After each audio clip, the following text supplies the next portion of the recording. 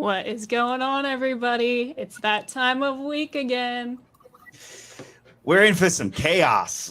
Are you ready for this week? You said for you personally, this is probably going to be the worst week. This is the week that I'm fully expecting someone to stand up and leave and quit and just quit because they're gonna swear at me. There's a couple of matchups here that are gonna get me sworn at. I mean, that's all part of the fun. Oh yeah, that's all part of the fun. It's gonna be good.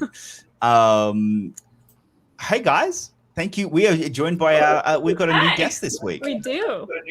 Mr. Ben Goddard, thank you so much for joining us. Hey, everybody. Good to be here. I've watched a few of these. I'm ready for the chaos. I'm ready to yell at Jacob. So that's my sole reason for being here, is just cursing at Jacob. That is completely fair.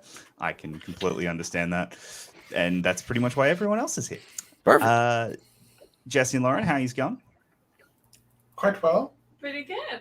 Got my comfort cookies for whatever pain is on the way tonight. Homemade chocolate chip cookies is the best way to go. Came prepared. Yeah. That's the way to do it. That's the way just to do this. Eat your feelings and you'll be fine.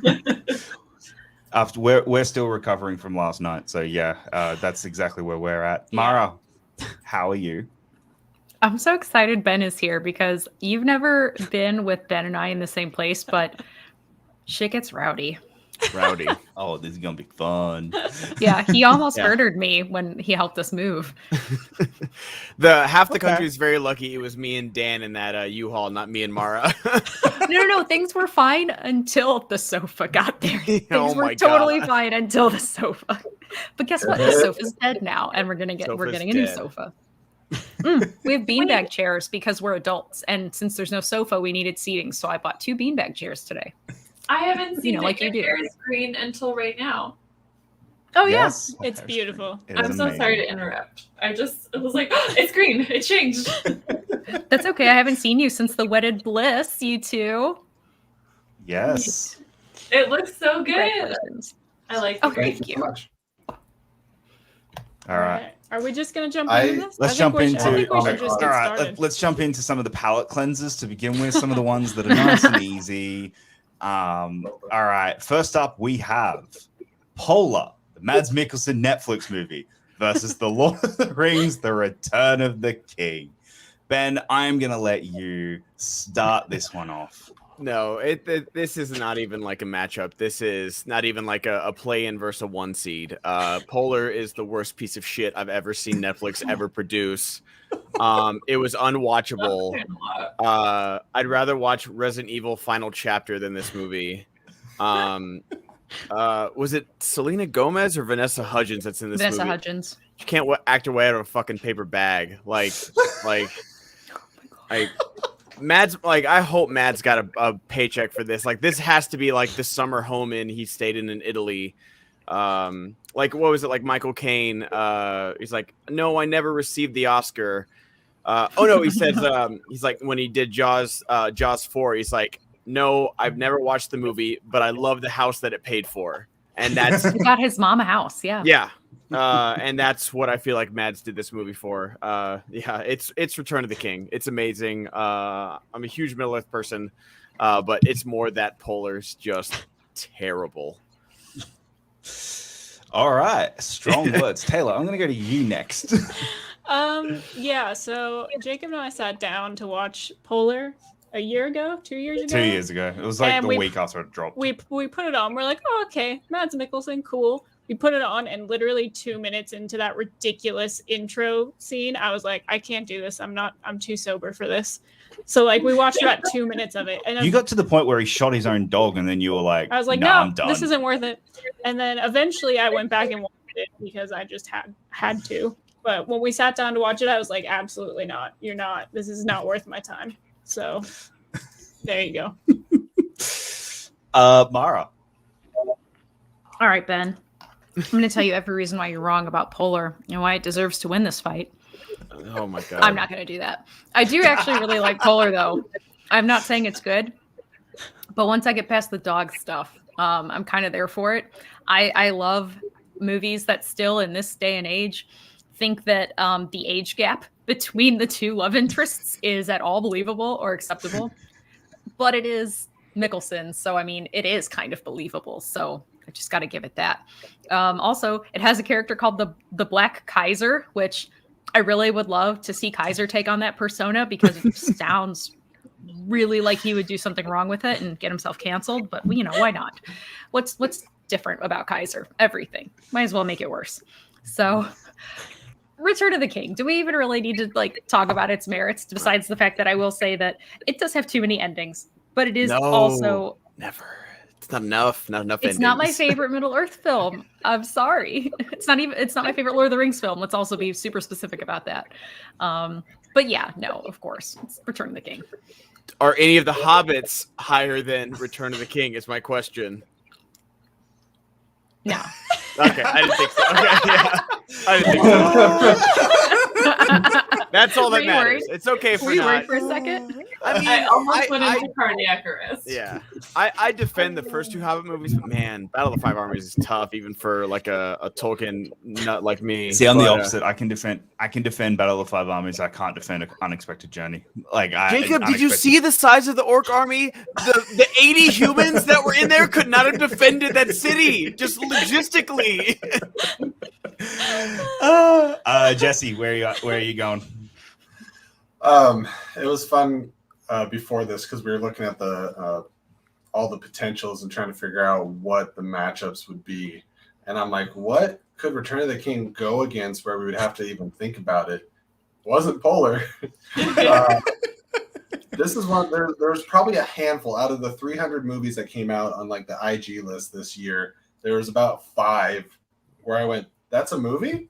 And Polar was one of them. And so I looked it up not too long ago and saw it's like really kick-ass 16% on Rotten Tomatoes.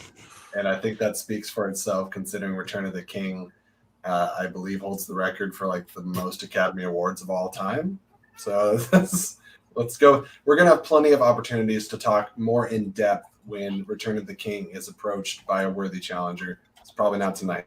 So I'm going to give it my vote today. Lauren? We all know I'm a simp for Middle Earth.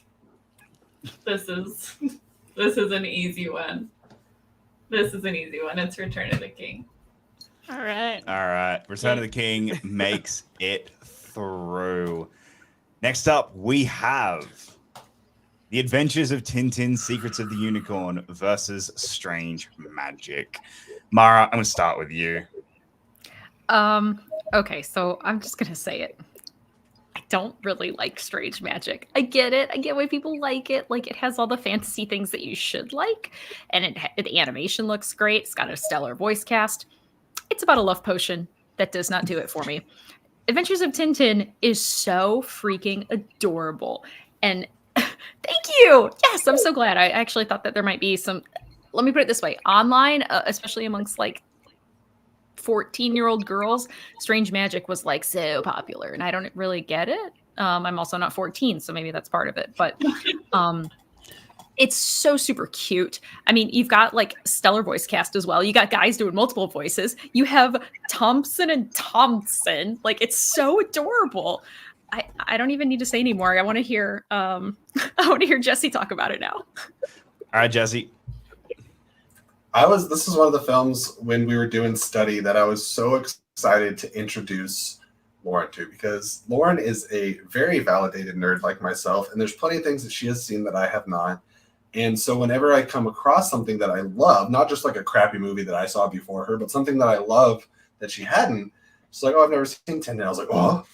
So we had a really good time watching that. I believe that you liked it quite a bit, not to give away spoilers on the vote, possibly.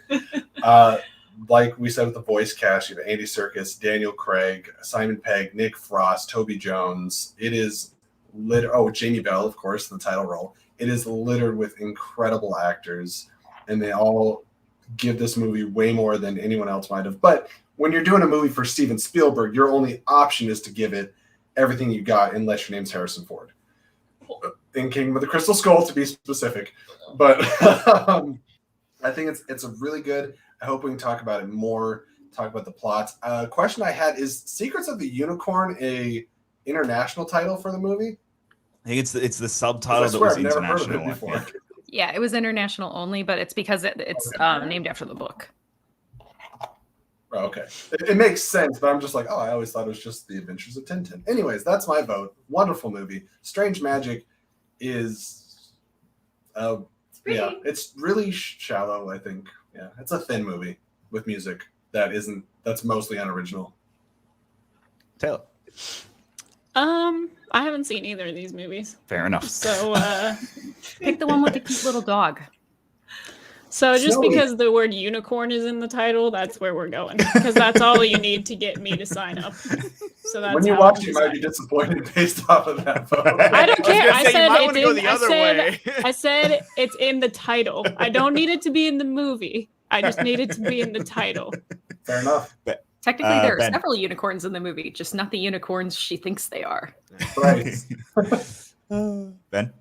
I grew up reading Tintin comics, and me and my dad went and saw this because he introduced me to Tintin. So this is easy. I like we did a Strange Magic for a Patreon watch along, and that movie's fucking bonkers, and I appreciate how fucking bonkers it is. It's not good, but like I always like appreciate a big swing. And Alan Cumming he's going for it. He is going for it, and I respect that, but. It is Tintin. The animation's great. I feel like this movie got passed up by a lot of people for some reason. I don't know why, because it was Spielberg and it had a really good cast and really great animation. And I just don't feel like, I don't know if like the world like just wasn't, it's like, we're just going to pass on this Spielberg movie that's really well animated and acted and a great like fun adventure. Like Tintin's awesome. I fucking love Tintin. And if you guys haven't read the comics, I definitely recommend it because Tintin is a great adventurer and goes on like all kinds of crazy shit. He's like an old Nathan Drake basically, and he's awesome. So definitely recommend more Tintin comics, and I would have loved a full series of Tintin if this had been financially successful. All right, Lauren. Well, like Jesse said, it was one he introduced me to, and I did enjoy it. Although I spent the majority of the movie being very confused about how old Tintin was. He appears to be 9, and then he like walks into his own apartment, and at one point has a gun. And I was like, Jesse, isn't this a child? But there's like a specific scene of animation. The whole thing is beautiful, but are they in like Italy or something? There's like a panning sweep of a city where you're watching like just chaos happen, and it looks like a one shot but with animation, and it's absolutely gorgeous. The story was really fun.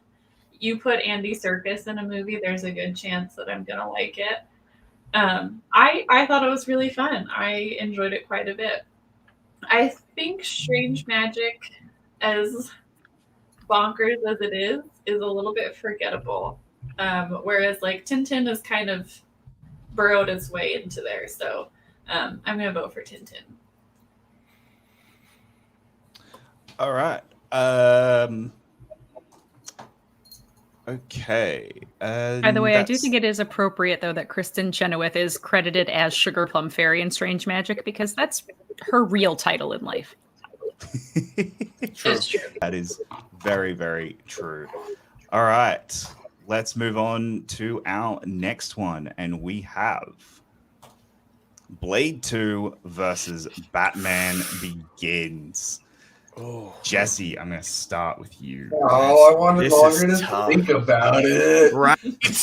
Man, like we went from like, oh, this is easy to, oh, dear God. Wait, hang on, Ben. I got something for this. Hey, everyone, look. Jacob's an asshole. Nice. Oh, okay, I guess it did. It played for you guys. It didn't play for us. I think I have it playing for the wrong thing. But anyways, Blade 2 is... Well, for me, actually, these are the best of each trilogy. I like the storytelling in Batman Begins. It feels the most Batman-y out of the 3, and it's one of the only ones where Batman's a highlight, whereas I think in Dark Knight and Dark Knight Rises, the highlights is the villains. And Christian Bale is able to outshadow both Jonathan Crane and Ra's al Ghul. Blade's really fun, aside from some really askew CGI. It was right at that turning point where Hollywood was starting to get a little over lenient on CGI before they were ready to. But we got Donnie Yen in an American film, which will always be massive points. We have from Walking Dead, Norman Reedus as Scud, I believe his name is, and Ron Perlman, who I think gets his head sliced in half. So it's great. And you have what's that? Is it the whole body? His whole body sliced in half. Yep. I have more fun watching Blade 2. I think Blade 2 is its only chance to possibly go any further. And I'm sure The Dark Knight will make it quite far. And that's the logic we've leaned on so many times. I'm going to go Blade 2. Maybe I'm a dark horse here. But... All right. Ben. This is tough because I do think Batman Begins is the best Batman movie, and definitely has like the best Batman line with Commissioner Gordon, Luke, Captain Gordon or whatever his rank is at the end of the movie. I should know that. Where he's like, "I never thanked you," and he turns around and says, "You'll never have to," and that's Batman personified in that line right there. Like that's what you need at the end of a movie. And I do love Blade. I do think Blade 1 is better than Blade 2, in my opinion.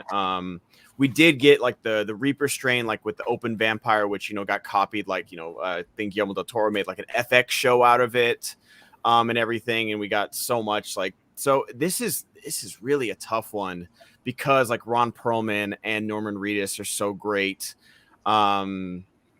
Like we do get a little bit of like Spider-Man on the roof, like rubbery CGI with some of the fights. But I mean, like that's just like a thing of its time because like all the blood god stuff in the end of Blade 1 is like super wonky as well. La Magra is painful. But have you seen the test footage for what they were gonna do beforehand with like the blood cloud or whatever? It's like, okay, that's not gonna work. So either way, they did what they could. But I don't know, man. Can I come back around? I don't know. I think I am gonna go. I'm gonna do what Jay says because Dark Knight's gonna make the run because everyone loves Dark Knight. So I am gonna. I don't know what Blade 2 did. Blade win its opening round? I need to find. I don't know. I don't believe so. I don't know, but I'm just telling you before anyone makes any other decisions. We've used this same logic for MCU, and almost all the movies are gone. So just vote for the movie you actually want to see go through, because using that logic now doesn't work anymore. Like movies are going down. Yo. So vote for what you want to vote for.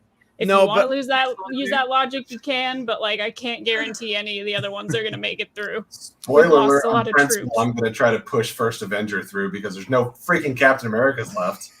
Yeah, yep. So Winter Soldier was robbed. It was robbed. Oh yeah, where did it lose to? I think I remember that vote. I was like, what the fuck is going on? Winter Soldier lost Matrix Matrix, I think. Oh well, yeah.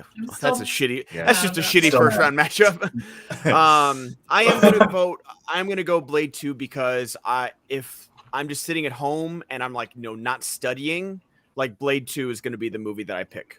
Like if I just want to watch something for fun because it does have badass fights.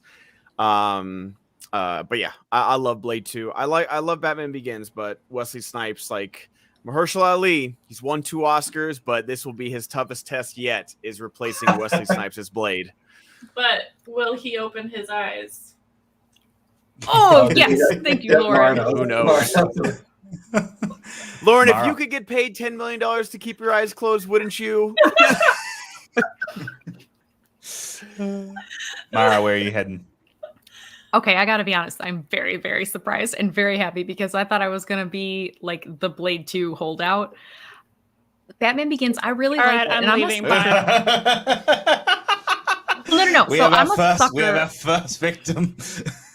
Wait, I'm a sucker for an origin story. I really, really am. The only thing about it is that Batman Begins falls apart for me in the third act. Like, I think that the way the Narrows looks, they were trying to go for that Tim Burton aesthetic, and they went for it in all the wrong ways.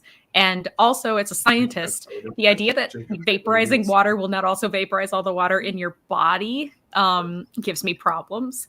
And I love everything up to that point. And I kind of hate the whole like I don't have to save you thing. It's like no, that's literally considered like negligent homicide. There's a word for it. It's legal. Like you go to jail for it. So like I love the movie up until that point, and I just begrudgingly watch the end of it because I love the first 2/3 of it so much, especially like when he's all like muscly pulling up Liam Neeson, like I can pull you up with one arm because I work out.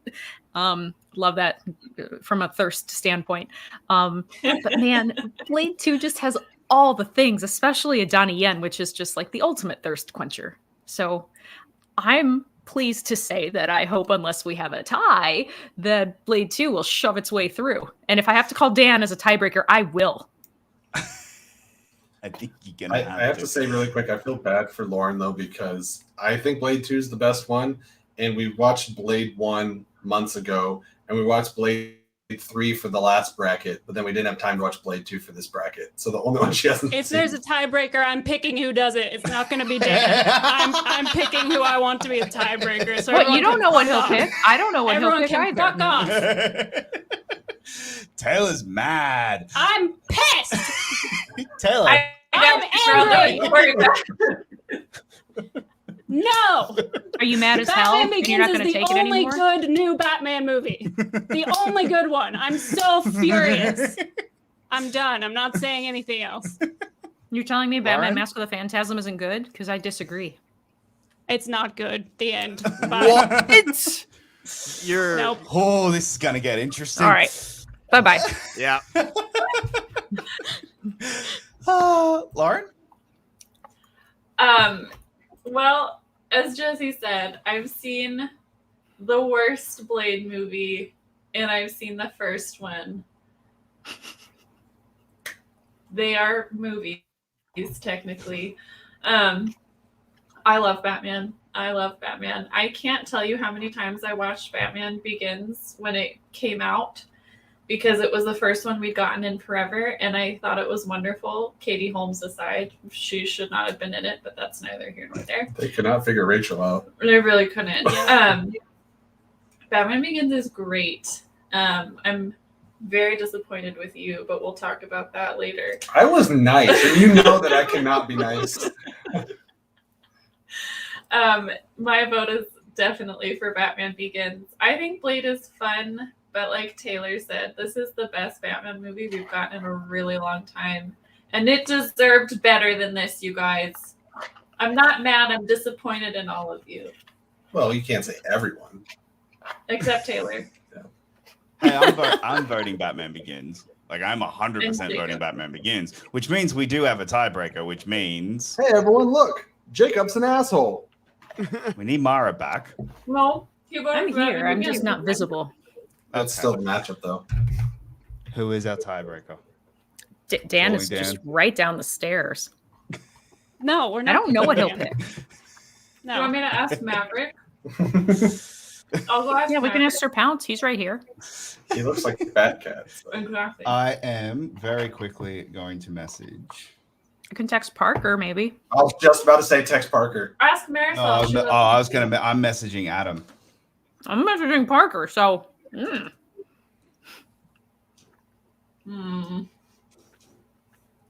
I know what he's going to Intense. pick, and I don't care. I'm nervous. These are fun. That's the word you're going to use? Yeah. Fun? Yeah. Man, I didn't think this would be the one that would cause the outrage. We are in trouble when we get later in the show. We are really in trouble. Oh, red. Red. Oh wow, that was fast. Oh, fuck you, Robert. Oh, and Yeah. Batman Begins No. makes it through. I knew what he was going to say, but it's okay.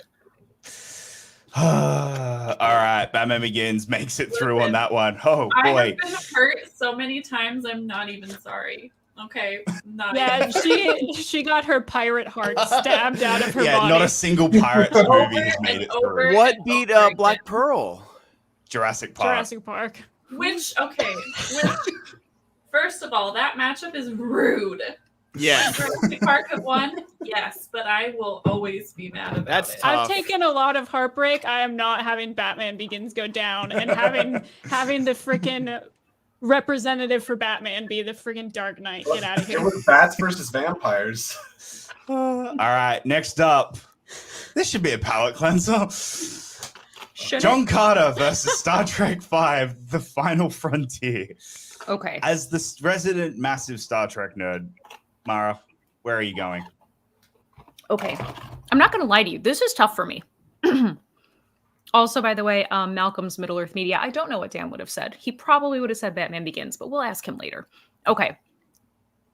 I actually don't mind Star Trek V. I know there's a stigma about odd-numbered original Star Trek movies. I like the bromance. I like them sitting around a campfire doing sing-alongs and toasting marshmallows. Like, the bromance is what carries it forward.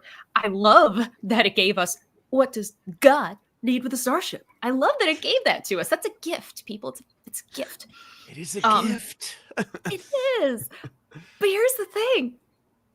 I have no shame about it. I'm not saying that people should like it, but I love John Carter. I love this movie. I love this movie so much. Oh, and Lauren died. Really, I do though. Like, That was a quit, everybody. She quit. I'm not voting for it yet. I haven't decided. I just mean that like this is not gonna as be a fun rough as one. people would think it is. Like, can a bromance, a good quote, and some really sick Lawrence Luckinbill, like he's doing something. Can all of that stuff save it?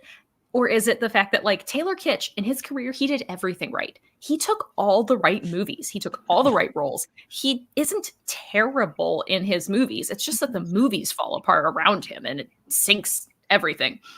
But I mean, I don't know. Was taking Battleship the right role? Was taking Battleship the right role? I mean, I wasn't mean, the it, paycheck though? might have been right. The paycheck might have been right. God. Pass? Yeah. I don't know. Like, okay, if I'm the only vote John Carter gets, I want to vote for John Carter. But if it's going to be a tie, then I might change my mind. So I don't know what I want to do yet. Well, you can pass if you want. We get okay, yeah. All right, we're allowing passes for the moment. Okay, I pass. Just takes 5 minutes to go pass. Just yeah. Okay, Lauren. I love Star Trek. Star Trek searching for God doesn't work for me a lot. I don't know. It's just my taste personally. I like the more grounded in reality as much as you can in a movies about space. I really enjoy John Carter. Is it like the best movie I've ever seen? No. But I thought it was fun, and I thought that the CGI was pretty impressive, and the story was fun. I like Taylor Kitsch. I think he's fun. I don't know. It's not something I feel super strong about, but I certainly like it better than Star Trek and I don't know. Those two didn't mesh well for me, so I'll vote for John Carter. Right. Okay, I'll now formally vote for John Carter, by the way. Also, I thought I made her mad. I thought that's why she left. Was it just to get a blanket? No, I was just told. Oh, okay. Then yeah, I will formally vote for John Carter now. All right, we have 2 votes for John Carter. Ben, where are you going? I'm gonna make it 3. Taylor Kitsch is definitely the worst part of this movie, which is super unfortunate when your lead is the worst part.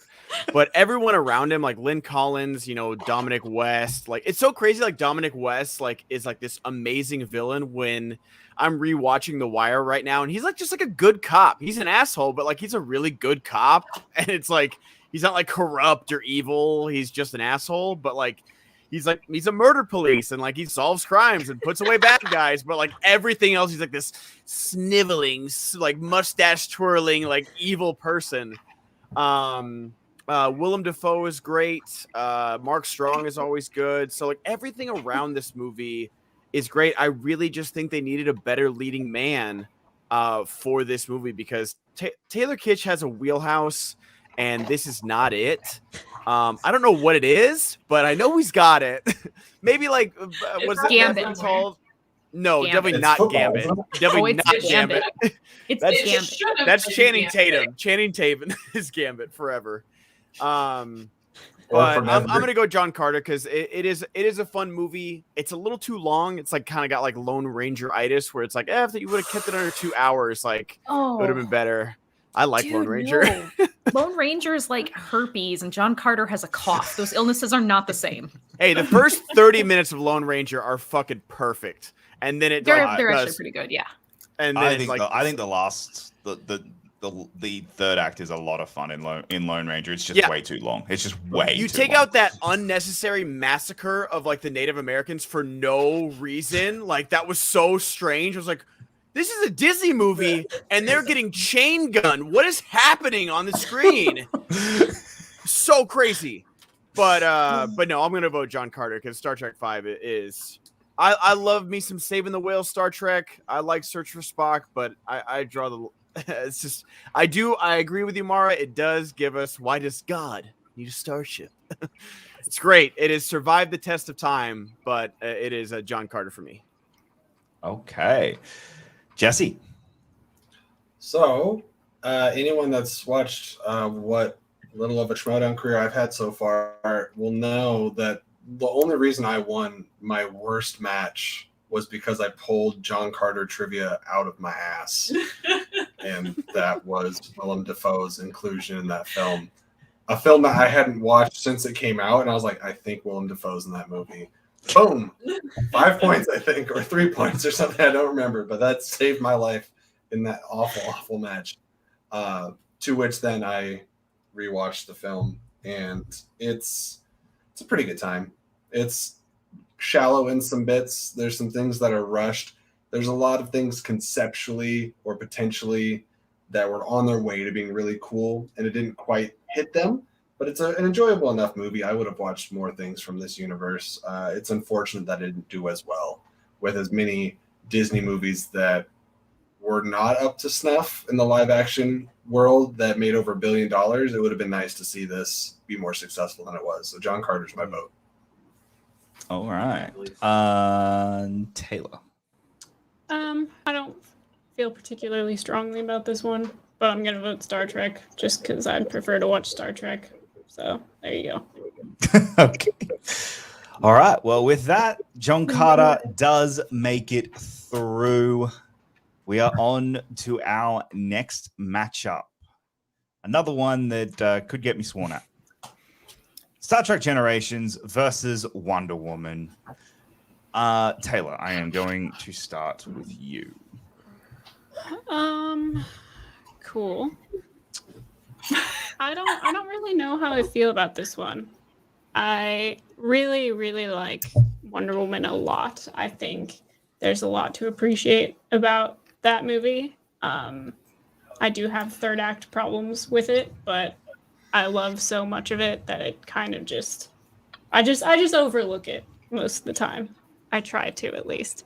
Generations, I also really like. I only saw it for the first time 2 years ago, I think, last year, something like that.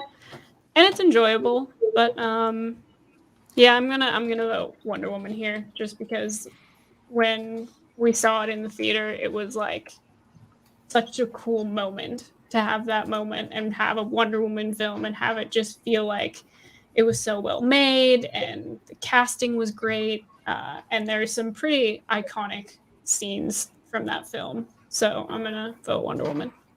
And the score. And the Wonder Woman score. Oh, yes. Lauren. Taylor's absolutely right. Wonder Woman is not perfect. Again, the third act is where you're like, we were this close, guys. We were this close. But the parts of Wonder Woman that do work are amazing. I can never get through No Man's Land without crying. That scene is so powerful. The combination of the acting and the cinematography and that gorgeous, gorgeous score. They did Wonder Woman a lot of favors. Star Trek Generations, I haven't seen since I was young. As you guys know, my dad's a huge Trekkie. It wasn't one of his favorites, so it wasn't one that we had a lot of repeat watchings of. So I don't have the same attachment to Generations. It's not bad, but Wonder Woman makes me feel things. It makes me feel powerful. It inspires me. I'm voting for Wonder Woman. Okay. Mara. Okay. I have to split hairs just a teeny tiny bit because I think we all can agree that Wonder Woman's third act didn't quite hit, but I really love Star Trek Generations. It is one of my favorite Star Trek films. Just the script stands on its own 2 feet, but you have Kirk and Picard together in the movie, like the handoff, and then you get like, I love that Kirk's last words are "oh my," like it's just so great. I don't know. With Wonder Woman, part of the reason where I'm going to choose Generations is only because the Wonder Woman theme originated in BVS and not in this movie. So that's just like one of the hairs I have to split for myself, but it's going to go through and I'm not going to be upset about it. Kitty! So I'm going to go with Star Trek in this one because it is legitimately the movie I'd probably rather watch and the movie I identify more with. All right. Well, our host has abandoned us, so I'm going to throw it over to Ben. Yeah, Wonder Woman's gonna win this. I'm kind of in the same boat as Lauren. Where like my parents aren't like huge Trekkies, but I've seen all the Next Generation films. But like when I was like 10, like we rented all of the Picard films, and I've seen them all. I just don't really remember them. I really need to revisit them. Yeah, you do. I do, because I do like Malcolm McDowell. He's a great villain. Even like me as a kid, I was like, oh, Kirk and Picard, that's so cool. They're together on screen. But for me, it's the chemistry between Pine and Gal Gadot in this movie. She was unfamiliar with like a lot of like modern world things, but they didn't make her dumb. They didn't make her like, oh, what's sex? Like she's like, no, I know what it is, but so you're just not needed for it. Yeah, exactly. And so there's so many great moments in the movie. We could all talk about like the third act and stuff like that, but I love the fact that they CGI'd buff David Thewlis in Zack Snyder's Justice League. Just like the fact that we got that, the fact that like he's old British David Thewlis and then he turns into Ares, but it's still David Thewlis. Like it's not like this whole like, Greek god thing. It's still just David Thewlis with this mustache. I'm like, you know what?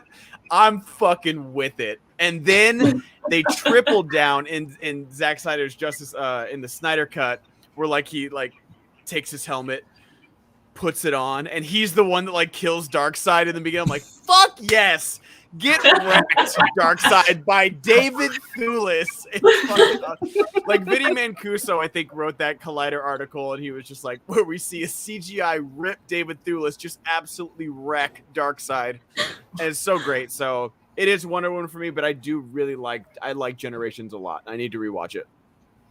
All right, and Jesse. For me, I'll try to keep it short. One of these movies is fun, and I think the other one's a lot more powerful. Even though there was kind of a fun, I don't want to say gimmick because it sounds like derogatory, but just like, the Kirk and Picard together is really cool. It's fun. Wonder Woman watching it is just more impactful. Hell, I cry watching No Man's Land, and the only problems I have with it are in the third act. The things that it does well in Wonder Woman, I think, are stronger than the best of Star Trek Generations. And that's my lasting feelings about it. Wonder Woman's a movie that I both revisit often, mentally and physically, go back and rewatch it. So I like to see it go on. I think it's important to also get female-led representation, because in this category of film, we're not going to get a lot of it. So I think take this opportunity to give Wonder Woman a vote. All right. Well, with that, Wonder Woman does make it through. Yeah, Mara, you sexist. Number one, I've said it many times, I don't identify a lot with female-led films because I don't share those experiences for the most part, but also like accomplished, classically trained stage actor Patrick Stewart crying and talking about the death of his brother and his young nephew. Like, that is a really powerful scene regardless of gender. So I will say, like, Generations is not all fluff. No. Guys, we have 30 of you in the chat watching us right now. If you could all go and hit the like button, that would be greatly appreciated. Thank you very much. Let's move on to our next matchup. The Incredibles versus Conan the Barbarian, the 2011 one with Jason Momoa. Jesse, I am going to start with you on this one. Incredibles. Is that out of fear of death, or is that just that's all you got? No, I would hate myself for the rest of my existence. Just the way you said Incredibles and then looked at Lauren, I was like, oh, I know that look. Wow, way to sell him out, Jacob. Jeez. Right? That was affirmation. I know that look, so I'm going to throw him under the bus for it. That was a duh. Yeah, that's in fact what it meant. It was obviously. Obviously. I love how that also tells me all I need to know about what Jacob thinks Jesse's taste level for movies is. That's like, yeah, that makes sense. That makes sense that Jesse would vote for that. Well, now I might leave. I've been personally victimized, so. Well, Taylor, what are you voting? The Incredibles. That's bad. I don't. Yeah, this one. There's not much elaboration on this one. Full disclosure: I have not seen the 2011 Conan the Barbarian, but I don't think I need good. to. I don't think I need to. This is Stephen Lang right after Avatar, so he's buff, he's evil. Like this is Jason Momoa right at Game of Thrones height. Like this should have been good. This is such a fucking layup of a movie, and they bungled it so bad. So I'm picking it. They bungled it. All right, so Ben, where basically are you going? did. I'm gonna go Incredibles. Incredibles is great. I love like just riding the Incredicoaster at Disneyland because like you get that Michael Giacchino score while you're going on the ride. It's fucking awesome. Everything about this movie rocks. That's Mara. Fuck common sense. Conan the Barbarian. Doing it. I respect it. I don't believe you. Chaos. I mean, I feel like the moisture I levels feel for like that Conan the was- Barbarian has to be pretty high. I feel like that was a lie, but I mean, you know. I'm just being chaos. It's fine. Let it happen.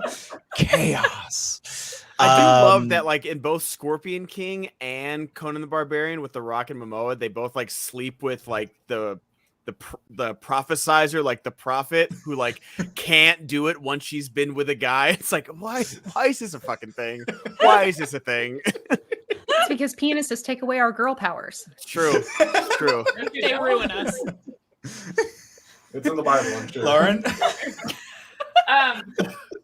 I just want to start by saying The Incredibles is the best Fantastic Four movie that there is. And it's obviously The Incredibles. It's a masterpiece. It's one of the best movies Pixar has ever made, and I'll die on that hill. It's Incredibles. All right. What are you waiting for? I don't know, something amazing, I guess. That's what Ben was waiting for with Conan. I went on a date to that movie, and the date picked it. It wasn't me. The date picked it, and I was just like, "This is not going to work out." Yeah, like Jason Momoa specimen. Yeah. All right. Next up, we have Transformers, Michael Bay's first edition of the Transformers franchise versus the movie that kicked off the largest franchise known to man that I don't think any franchise is ever going to beat, and that is I think the they're MCU. comparable We have Transformers, and it's pretty close. the MCU. The Conjuring franchise. Conjuring might do it. They keep I'm pretty releasing sure these that in spin-offs. 50 years there's going to be Those movies still cost Smurfs $5 films. million, and like nobody's like they're good. I don't know. The fucking Nun 8, whatever. Fuck it. Move on. La Cucaracha or whatever. Just say Ben, based where on are a you true going with this story. one? I remember like everyone's like, oh well, the first Michael Bay Transformers is good. It's not. It's really not a good movie. Like That's a revelation. they've just gotten yeah, exactly. Same. I watched it in 2007, and I was like, oh, this is fine. And then, they got progressively worse and worse and worse. And then, when PJ put it on the list, I was like, you son of a bitch. And so I rewatched that first one, thinking like, let me go easy on myself to begin with. And it's bad. It's a bad movie. Like, no wonder Shia had to go to rehab after this thing, man. Like, it's so terrible. All of them are so bad, and they're so hyper stylized, but not a good style. It's just style, and just like sexualizing literally and figuratively a high school girl. The entire movie is the weirdest fucking flex. And like when I'm in high school, like you don't notice it, but like Michael Bay doing it 10 years later, I'm like, wow, that's weird. And then when you hear that she was like in a shower scene in Bad Boys 2 at 15, it's like, oh, that's really fucked up. So it's Iron Man. Like Iron Man's great. And Iron Man, the fact that kids these days don't even realize no one liked Iron Man. No one grew up playing with Iron Man toys. Iron Man fucking sucks. But Robert Downey Jr. and Jon Favreau made him cool. And the fact that they didn't even have a script and it was Robert Downey Jr. and Jeff Bridges just like vamping and improvising the whole movie is awesome. Everything about this movie works. I rewatched it like 2 weeks ago. It with everything, like there's like a YouTube video. It's like, is Kang hinted at in Iron Man? No, stop it. It's not. It's okay. It's okay. They didn't know what was going to happen, 15 years later, but stop doing that. It's so stupid. Colin Morris definitely made that video. Yeah. But Iron Man still holds up today. I feel like they almost went like Jurassic Park with it, with like the very little CGI, because like the CGI still holds up pretty well. Ironmonger isn't the best villain, but Jeff Bridges one-handed fucking scootering up is still the most badass thing in the MCU. It's one of the, like, you can give me On Your Left all day. I'll take Jeff Bridges on a scooter, just like smoking a cigar in one hand and with the other hand on a scooter. Is so great. I believe it's Iron Man. Segway, that's what it is. I couldn't think of the word. Segway, yes. This is even more impressive because those things are not easy to ride. But yeah, it's Iron Man. Lauren, where are you going with this one? This is funny to me. It's metal versus metal. I know that's stupid, but it gave me a giggle. I liked Transformers when it came out. Again, rewatching, things become so clear, and you're like, okay, so this was a product of when it came out. It still wasn't good then, but it's definitely not now. I think we could all talk about how great Iron Man is all night. But I don't think Transformers is shit on enough, personally. I know it's a lot, but it could be more. It's bad. We're not using the excuse the best of the franchise to push this one through. We're sure not. We're sure not. Well, now isn't Bumblebee in the same franchise? So it's not even that anymore. Well, it contradicts itself, so I don't know. Yeah, but it's obviously Iron Man. There's silly. It's Iron Man. Mara.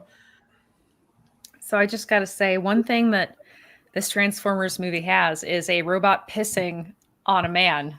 I just don't want us to forget that happened. So It it did.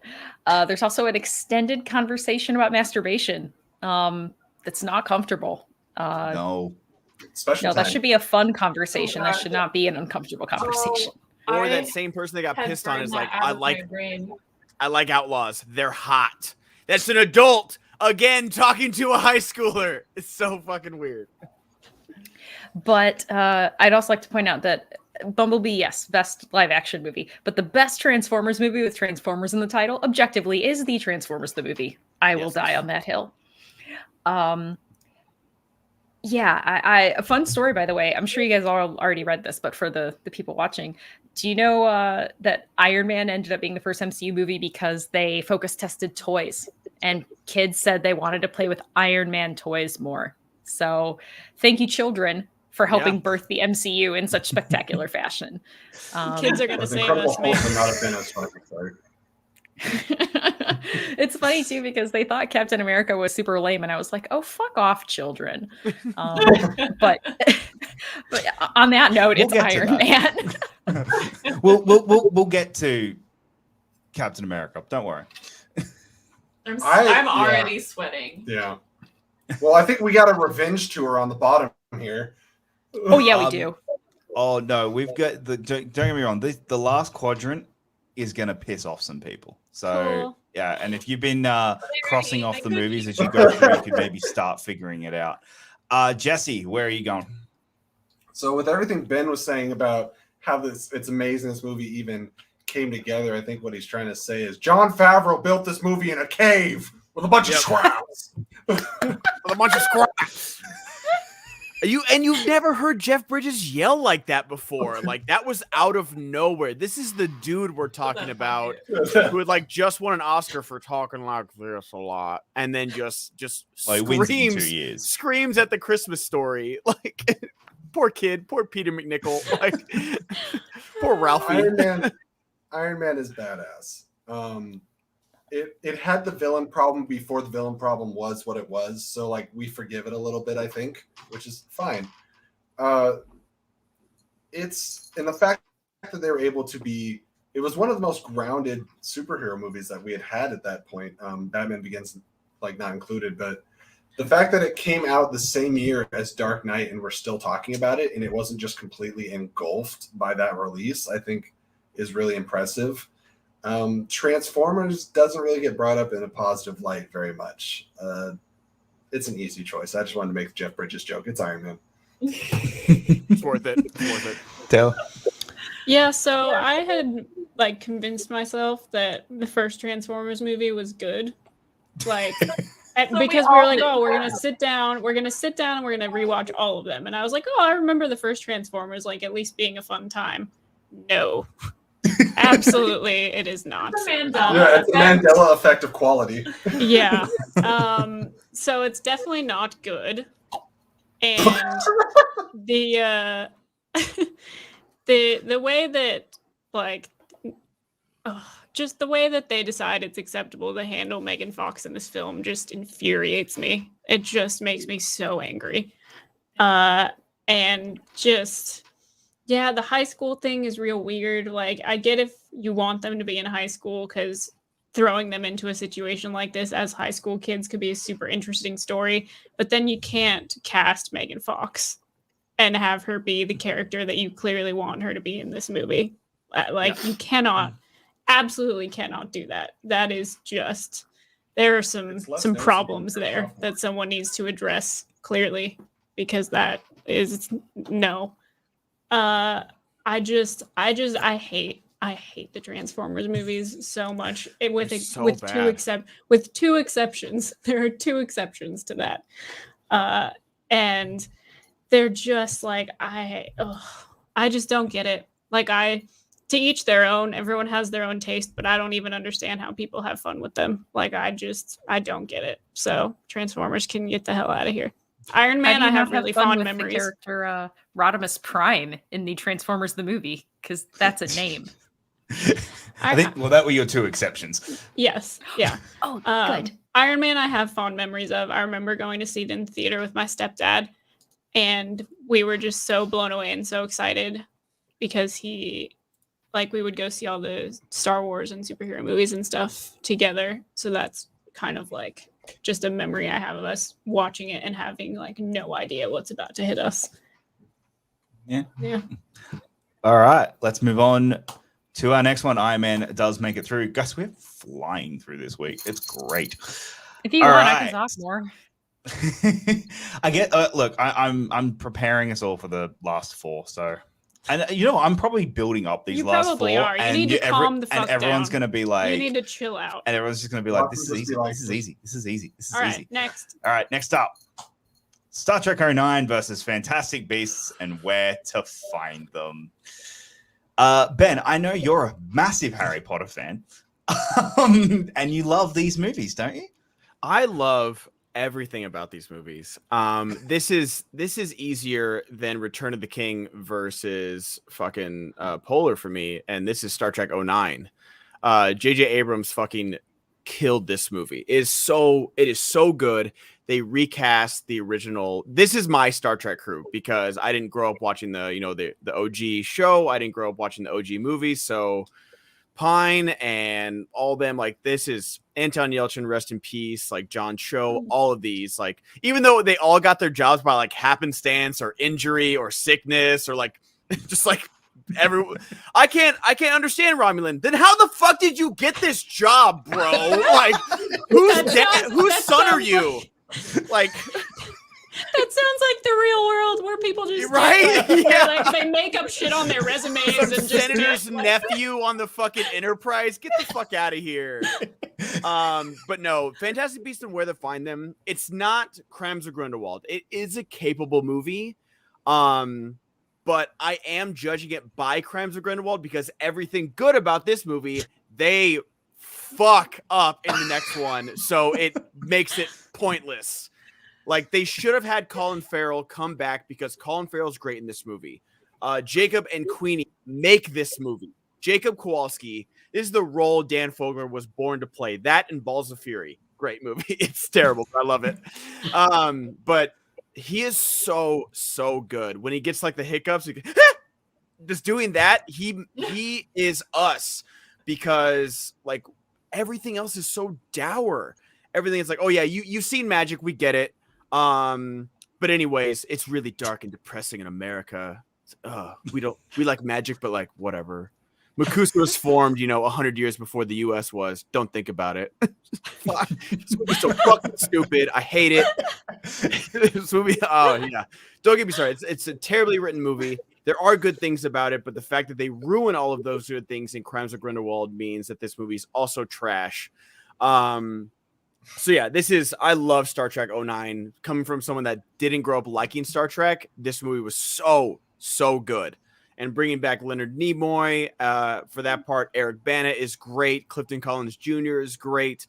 Everyone is so fucking good in this movie. The dive onto the drilling platform with, JJ's famous like shot zoom is awesome.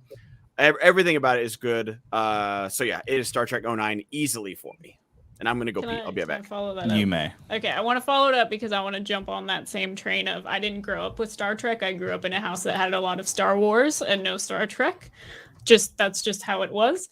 So I was pretty much introduced to Star Trek through Star Trek 09, and I just immediately was so in on the whole crew. I loved their dynamic. I loved the casting.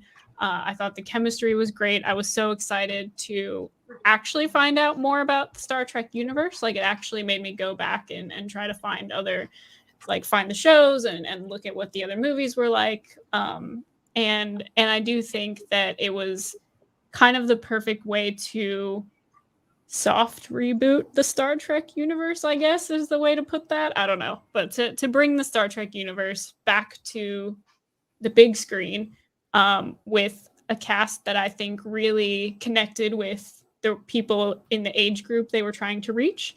And it just was a movie that got me so excited. I was just so pumped. I wanted to know more about these characters and spend more time with them and learn more about this world. And Fantastic Beasts, once again, it fucking pulled a Transformers on me. I was like, the first Fantastic Beasts movie is fun. It's not that bad. And then we sat down and rewatched it a couple months ago, and I was like, this is so boring, and it's like it's dour, and like nothing actually really happens that pushes any sort of story forward at any point. Like, things are just kind of happening, but none of it really matters. And like, you kind of spend time with some of the Fantastic Beasts, but that also kind of doesn't really matter. So yeah, it just made me sad. I was like, of course they fucking bring Wizarding World to America, and it just sucks. That sounds about right. Yep. Yeah. Yep. Mara?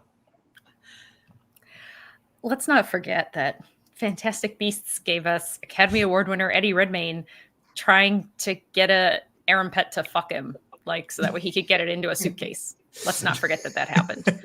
That did. In Central Park, too. Lots of people fucking Central Park. That's fine. And by the way, the books have made it thing clear you've ever that. seen in Central Park. By the way, Irumfin horns explode. The books made that clear. So if Eddie Redmayne gets fucked by that horn, he's dying. You know what? Sometimes sex can be dangerous. Anyways. I mean, I'm not going to kink shame anybody here, people, all right? Just do what you want. All right, so Star Trek 09. I hope he wore a protection curse. He just wanted to slither in. Oh, Boom. I've lost That's control. trick too Yeah. for both of you. All right, though. So let's talk Star Trek 09. So from a science standpoint and from a love of all things Star Trek standpoint, man, they threaded that needle so perfectly because this soft reboot does not disavow anything that came before it, which is many times what reboots have to do because it has to be the same thing, but different. It's all preserved. Every single thing that happened. All those things that mattered matter. And Leonard Nimoy, I miss him so very much, but he totally just sells that movie. Like when he's mind melding with Kirk and telling him this story, which is pure just exposition gunk. It's so stylized. Like the way that they actually, for the first time ever, are showing a mind meld happen blew my mind. So excited. It was the first time also, like totally unrelated. I remember watching and looking at Winona Ryder and I was like, oh my God, they put her in all this old makeup. And then I was like, oh my God, no, she aged at some point. Like, I just thought she was going to look like she was in Edward Scissorhands for the rest of her life, forever. Not that she looked bad. Like, she looked fantastic, but still. And I'm sure some of it was exaggerated by makeup because she looked great in Stranger Things. And that weird, like, her standing there while they're giving the speech expressions thing, I'll always watch that when I'm sad. But let's also talk about how I have a weird, unhealthy relationship with gay male celebrities because I just like thirst after Spock in this movie. I'm just like, are you sure? He's just so hot. Like, I can't help it. It's the ears, it's the eyebrows, it's the being really tall. And you know what? Everyone is so hot in this movie. It's crazy. So hot. Like, Oh it's my The God, moisture yeah. levels of this movie are like through the insane. roof. Yeah. I think when we did on Chris TV's show, I think I chose Star Trek Into Darkness as one of my most fuckable casts because it had That's all a the good Star call. Trek people, and then on top of that, Alice Eve. So I was Yeah. like, And Benedict that- Cumberbatch. And Cumberbatch. and Benedict yeah. Cumberbatch, exactly. So That was when I'm not gonna lie. When you started doing that, I thought Benedict was where you were first gonna go, and then you went Alice, and I was like, okay, I wasn't expecting Alice Eve to come out then. hey, you know what? She's out of my league. Oh my God! Zing. That's 3. Oh Nailing my these. God, will you be here all week, Ben? Well, considering we do these once a week. Probably. Yeah, I'll just be in the same StreamYard, be like, all right, guys, can't wait for next show. Yeah, just do another like week-long Twitch stream waiting for the Right. next bracket.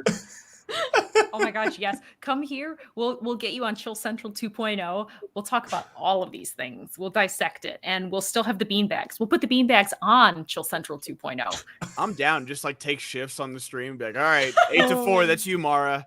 God damn it. Not getting any fucking benefits of this job and clock it in and clock it out. Oh my God, it almost sounds like when I used to work for Uncle Sam. It's exactly the same. All right, I'm on first and thirds today. I've gotten no sleep, no food, and I make pennies for freedom.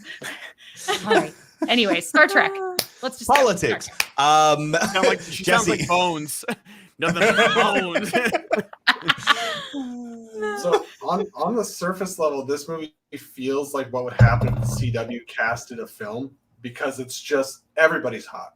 Zoe Saldana, Chris Pine, Carl Urban. Was Zoe Saldana the only lead female in that movie? Don't forget about Anton. Oh yeah, Anton Yelchin, Zachary Quinto. It's almost seems like a stunt casting, but everyone's so talented and everyone. And Jennifer Morrison. Yes, everyone And fits. Chris Hemsworth. I'm sorry, go ahead. The voice of Greg Grunberg. Everyone just fits right into the role so well. I do want to take a quick second to And Bruce maybe Greenwood. like- And Winona Tyler Ryder. Perry. and Eric. Yeah, Bana. Tyler Perry. Are we done? Yeah. Is that- No, we're not is that done. everybody? Tyler Perry, let's do this one. Okay. Fantastic Beasts might be a little bit of the Mandela effect, like Transformers, but I only remember when I saw it in theaters, and I really liked it because of how just juxtaposed it was to the Harry Potter franchise, being that we're not only seeing it from a Muggle perspective, but we're also seeing it from an adult wizard perspective. So these aren't kids learning to do their first spell and cast basic spells. They've been doing it for years, if not decades. So everyone's just throwing spells left and right. And I think that's really exciting and kind of fun to watch. Is it perfect? No. Does it really stand up to some of the best Harry Potter? No, but I think it's better than some of the Harry Potter movies. It's definitely not the worst. Sorry. But hot take coming in hot. It's better than Crimes of Grindelwald. It's better than one. It's literally only better than one Wizarding World movie. Grindelwald really did undo all the goodwill that this one I thought started. So I will agree with everything that Ben said in short, but again, agreeing with Ben and everybody else here on the panel. Star Trek 09 is fantastic. It was my Star Trek. I was 16 when I saw it, so right at a good time to be introduced to Star Trek as a world. And like Mara said, the fact that they didn't have to retroactively backpedal and delete anything, they continued on a different path. I was like, that's great. That's what I hope the MCU does at some point. Don't erase what we've grown to love, just kind of diverge. And they did that very well. I think Eric Bana was a serviceable villain. It taught me everything I knew about Star Trek for a good amount of time. And it did great. I still think it's the best of the three new ones. Kelvin timeline. So that's my vote. All right. Yes, Lauren. I just want to say Ben's description of a Fantastic Beasts reminds me of those TikTok e-boys who bite their lip and are like, "Hey girl, I can do magic." Hey girl, you want to ruin a franchise with me? That's more fun. Anyway, you ever felt a phoenix feather? Hey girl, what's your chamber of secrets? Exactly. I didn't say it was going to be a good line. Fuckboys rarely have good lines. But they always bite their lip for some reason. Anyways, I'm so sorry. I think Jacob cursed us by saying we'd been going fast, and we were like, bet. I saw Star Trek with my dad, and he cried. And that says a lot, because his standards for Star Trek are high. And as soon as the Enterprise showed up, I'll give you a hint. Anytime that man sees the Enterprise, he tears up. And so to see him appreciate it so much, I think made me appreciate it even more.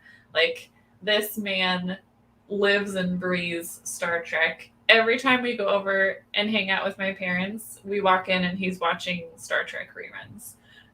And so for it to mean so much to him, besides it being a great film, I think made it mean more to me. So it's Star Trek for me. All right. Well, Star Trek 09 makes it through. Also, 3 more things.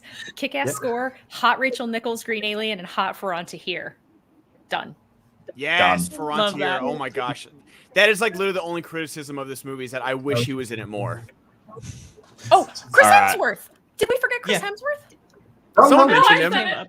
Yeah. Oh, okay. Oh, thank God. Thank you, Lauren. Yeah, that's what they wanted to do for the fourth one. They wanted to do a Generations with Hemsworth and Pine, but they're just they said they were too expensive. Yeah. Which, I mean... Well, now they're saying they're going to do something. Who knows what it's going to be? Yeah. We'll have to see. I was excited for Noah Hawley to be a part of it because I love Noah Hawley, but yeah, I really would have loved that Pine Hemsworth, George Kirk storyline. Can you imagine George Kirk now in an Enterprise type shirt, just jacked? I'm your daddy. And then Mara's like, so what I'm gathering from all of this is we're all just gonna get together and create a really bad group TikTok account and just do all this stupid shit. Oh, sweet Jesus. Okay. All righty. You better get control of this. That would be Lauren, I might steal that. I've made a TikTok account, but I haven't made a TikTok. Wizarding World Fuckboy might be the way to go. Yes! That might be it. That might be it. Oh my God. Please. Can I help you? I want to help you. Just Yes, I bite will your gladly lip a take lot and ideas, play with your guys. hair. Those are Yeah. the two things you do. Bite your lip and play with your hair. Just Oh. imagine Christmas Okay. short form. I have lost control of this stream. Oh well. All right, Whatever. don't worry, Jacob. We'll touch back on you in a minute. Next That's my up, secret, Just hit the Jacob. button. You We've never had got- control. Just hit the button. Transformers the movie versus Harry Potter and the Deathly Ooh. Hallows. Eat a dick, Heart. Jacob. Come on. To be fair, not a bad movie has gone Eat through Rodimus Prime's dick. yet. I would. I mean, Eat this hot rod. Oh. Lauren, I'm going to let you go first because Take I don't my think the chair. others. I think if I let anyone else go first, they're going to kill me. So I mean, I thought this was going to be easy, and I was going to be like, should we all just raise our hands? But apparently there's some mixed feelings. So I'll go quick so everyone else can be sad. It's Harry Potter. It's obviously Harry Potter. The second Deathly Hallows is a gorgeous book-to-screen adaptation.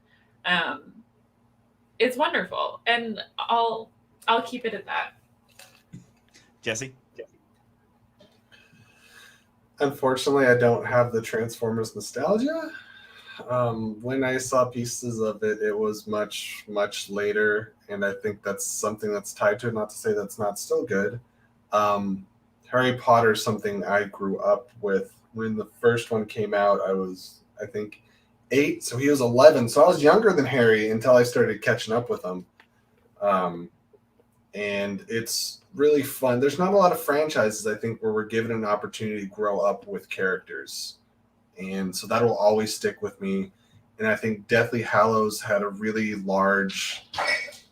The hell was that? I'll be right back. If that's one of my decorations. Anyways, it had a really large hurdle ahead of it. And I think it did it. It did it well. And good job, Harry. Nailed it. Nailed it. I fucking hate Harry Potter Deathly Hallows Part 2. I'm not a Harry Potter movie fan to begin with. I love the books, and I'm sorry, Fred dies. They don't even show it, and 2, you don't feel anything because Fred and George in the movies were, hey, we're twins and we say the same things at the same time. That's their character in the movies and the books. Like, they're really, really centric, and they're such a huge part. And I remember I read Deathly Hallows in like one sitting, and when Fred dies, like, I had to put the book down for like 5 minutes because I was like, what the fuck? Because like it ends a chapter, the world, like it says, like my world, like the world exploded, and then Ron's like shaking his brother, and it's like a limp body, and it's like, what the fuck? Like, it was crazy because, like, you know, like Mad Eye had died before, Dobby had died before, those hurt, but like Fred, like a family member basically, and you got nothing. Like when Lupin and Tonks died, like you don't feel anything. Uh-oh. Why is everyone dropping he's stuff? fine. He just did that thing where like he's asleep and I'm petting him and then he wakes up and he somehow becomes sideways, vertical, and then sideways somewhere else again. I'm sorry, everything's fine. We're all fine here now. How are you? How are you? But time out, so he's in the Oh no. Oh, baby. Did he break something? A little burrito. not yet. There was a loud noise. No, I thought they like that's the thing, like everyone always like shits on like Deathly Hallows Part 1 because like, oh, nothing happens. I'm like, this is like the most book accurate movie there is. Like this is what happens in the first half of the book. Like it's got a lot of stuff in there and I really like it. But I really don't like Deathly Hallows Part 2. So, and then I just watched Transformers the movie the first time, you know, when we got this list. It was 86, so it was a year before I was born, and I fucking loved it. It's bonkers. There's rock music all over there. More Transformers die in this movie than all of the Michael Bay movies combined. People get fed to Transformers sharks. This movie's fucking crazy. This is for kids? Get the fuck out of here. The 80s were wild. The soundtrack's awesome. The animation's great. Optimus Prime, like, biting the dust. Like, that's such a risk, and they went for it, and I respect it. So this is this is easy for me. This is Transformers all the way. But yeah, I know like Harry Potter's gonna win, and I'm okay with that because everyone loves Deathly Hallows. But I thought it was after Deathly Hallows Part 1. I was like, maybe this final one will get it right, and then Harry Potter breaks the most powerful magical object with his hands and throws it off a cliff at the end of the movie. And then we get old, weird makeup group friends. I was like, this is the fucking weirdest thing ever. Like, who did the makeup? I pretend that part didn't happen. Yeah. Don't worry, you're gonna get it reshot in like a year, in like 10 years. It's happening. It's going to happen, especially after how much these movies are just going to tank. It's good. But just like the Harry Potter, like he fixes his wand breaks. He uses the Elder Wand to fix his wand. He's like, I like my wand because it's a part of me. And then he buries the Elder Wand with Dumbledore, and the powers of the Elder Wand die because no one defeats Harry in his lifetime. That's the message of the movie, not just breaking it and throwing it off a cliff, for love of God. I like that one too. That's my biggest grievance with that movie. Thank you. Yeah, Every time I watch it. I've talked too much. I apologize. I will slightly defend the snapping of the wand as a way of Harry goes on to be an aura. You really think Harry's never going to be disarmed at all, ever in his entire career? But people won't know that he is the owner of the Elder Wand and that they're gonna like rob Dumbledore's grave to get it. But they could figure it out. Yeah, there's legends. Like if you believe broken it afterward, he could have fixed his own wand and then been like, "Bye." Yeah, like and that's I'm just whatever. I think the way that the book does it is not the greatest. But anyway. But you really think someone could just snap the most powerful wand in history just like with their hands? Probably not. I think so. No. Mara. Okay, I gotta be honest. This is very, very, very tough. It is legitimately. Mostly because I agree with Ben on some of his points. Now, I love Alan Rickman is what makes this movie for me. Like everything Alan Rickman, it's so like you get to go back and reconcile everything you saw before because all the subtleties and every single thing that he was doing, because he knew the trajectory of his character. We didn't as book readers until we got the last book. And I mean, it's so heartbreaking. It almost makes me feel things. And I really, really appreciate that movie because I'm just waiting for that part. Now, everything after that part gets a little wonky for me at times because I'm with Ben in all of those other points he said. Now, the Transformers, the movie, he is right. It has Sharkticons. It has Constructicons. It has the Quintessence. They kill Optimus Prime, as he mentioned. It has that sick Stan Bush music, like The Touch. It's so great. I mean, and it has Rodimus Prime, Robbie Parker's favorite Transformer in history. It has Ultra Magnus getting bothered. Or no, is it Cup? I'm sorry, it's Cup getting bothered by oh my God, I can't believe my brain just farted. Sorry, the leader of the fucking Dinobots. My brain has broken. Whatever. He keeps asking him, but to tell him about Petro rabbits. It's like, tell me about the Petro rabbits. Tell me about the Petro rabbits. It's just like so delightful because we don't know what Petro rabbits are. It's like they're is that a Mice and Men reference in a Transformers movie? Like, oh, that'd be dope. It's really just killing me right now because you have no idea how obsessed I am with Transformers. Grimlock, thank you. Thank you. I had to think about it. Sorry, sometimes I get like so excited that my brain just doesn't work. Put me in, coach. I can compete in IG. Hey, you've competed more in IG than I have in recent history. So same. Yeah. Anyways, isn't it great to just like sit on a bench since May and then never play again? It's wonderful. Okay, so I really don't know what I want to pick because I am fully confident everyone else here will vote for Deathly Hallows. So I kind of want to just throw Transformers my vote because of nostalgia and greatness. But I also do know that like I watched the Transformers movie for fun and I watched Deathly Hallows Part 2 for Alan Rickman. Like he's just that good. He's good enough for me to make the whole movie. I feel confident in Deathly Hallows' chances, so I'm also going to vote for the Transformers the movie because everyone else will vote for Harry Potter. Yeah, it's kind of unfortunate that this is the Transformers movie that had to go up against Deathly Hallows Part 2 because it's one of the 2 Transformers movies I actually get some form of enjoyment out of. I think it's fun. I think the animation's really cool. The music is great. They do really just go for it. They just start like wrecking people and people die, and it's From just minute 1. It is go. It's just full like gas, like foot to the pedal to the metal, like we're just going. And I really appreciate it. But I am gonna have to vote for Harry Potter. Like it's just like I was, I'm the same age as the Harry Potter cast. Like I grew up with them watching these films, and that's probably this franchise is probably my biggest nostalgia thing that I'm ever going to have because of that. I'm the same age as the cast. I grew up as they grew up. These books I grew up reading these books, and I think the movies are really great. I have some that I think are better than others, but I'm also not someone who's like, I'm able to separate the books from the movies pretty spectacularly, so I don't really have those kind of grievances. I kind of just appreciate them both for what they have given us. So I'm going to go with Deathly Hallows.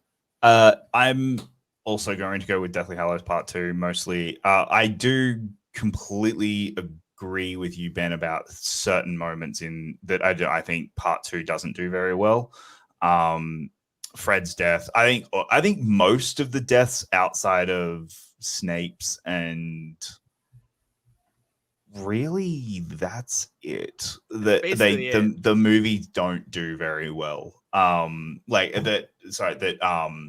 Hallows Part 2 doesn't do very well. It is very much shot of dead person that from the book. Like it's not really, oh whoa, this is a huge moment in that movie. Lupin and Tonks were like their arms basically broken, so it can make it look like they're holding hands in death. It's like, Teddy's not even in it, which that you never hear any about the fact that they had a child. Well, they allude to it without ever saying anything about it. It's like, we've got great news. Not time for that. Okay, bye. Yeah, basically. Yeah, and I guess, and that's also a byproduct of having to cutting essentially Lupin's arc through Part 1. So I get it because these are movies, and there are things that you need to cut that you do need to cut some of the fat. And unfortunately, these guys are side characters who are not in many movies. Fred's the one that does annoy me.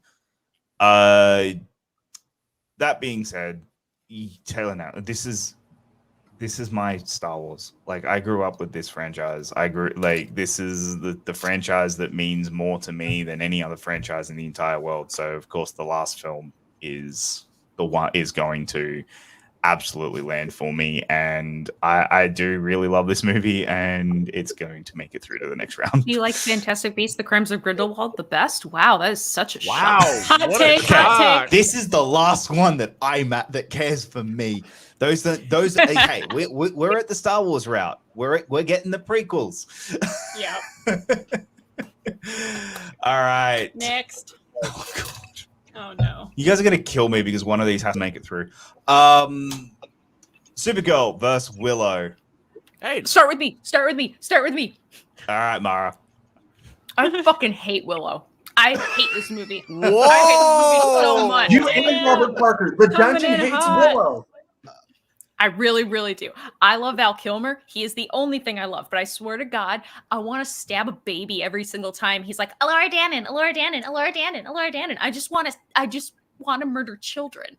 Like, really, really, really hate this movie. Now, Supergirl, I love it. It's got an Omegahedron. It's got Faye Dunaway. It's got so many awesome things. Like, I am all about Helen Slater.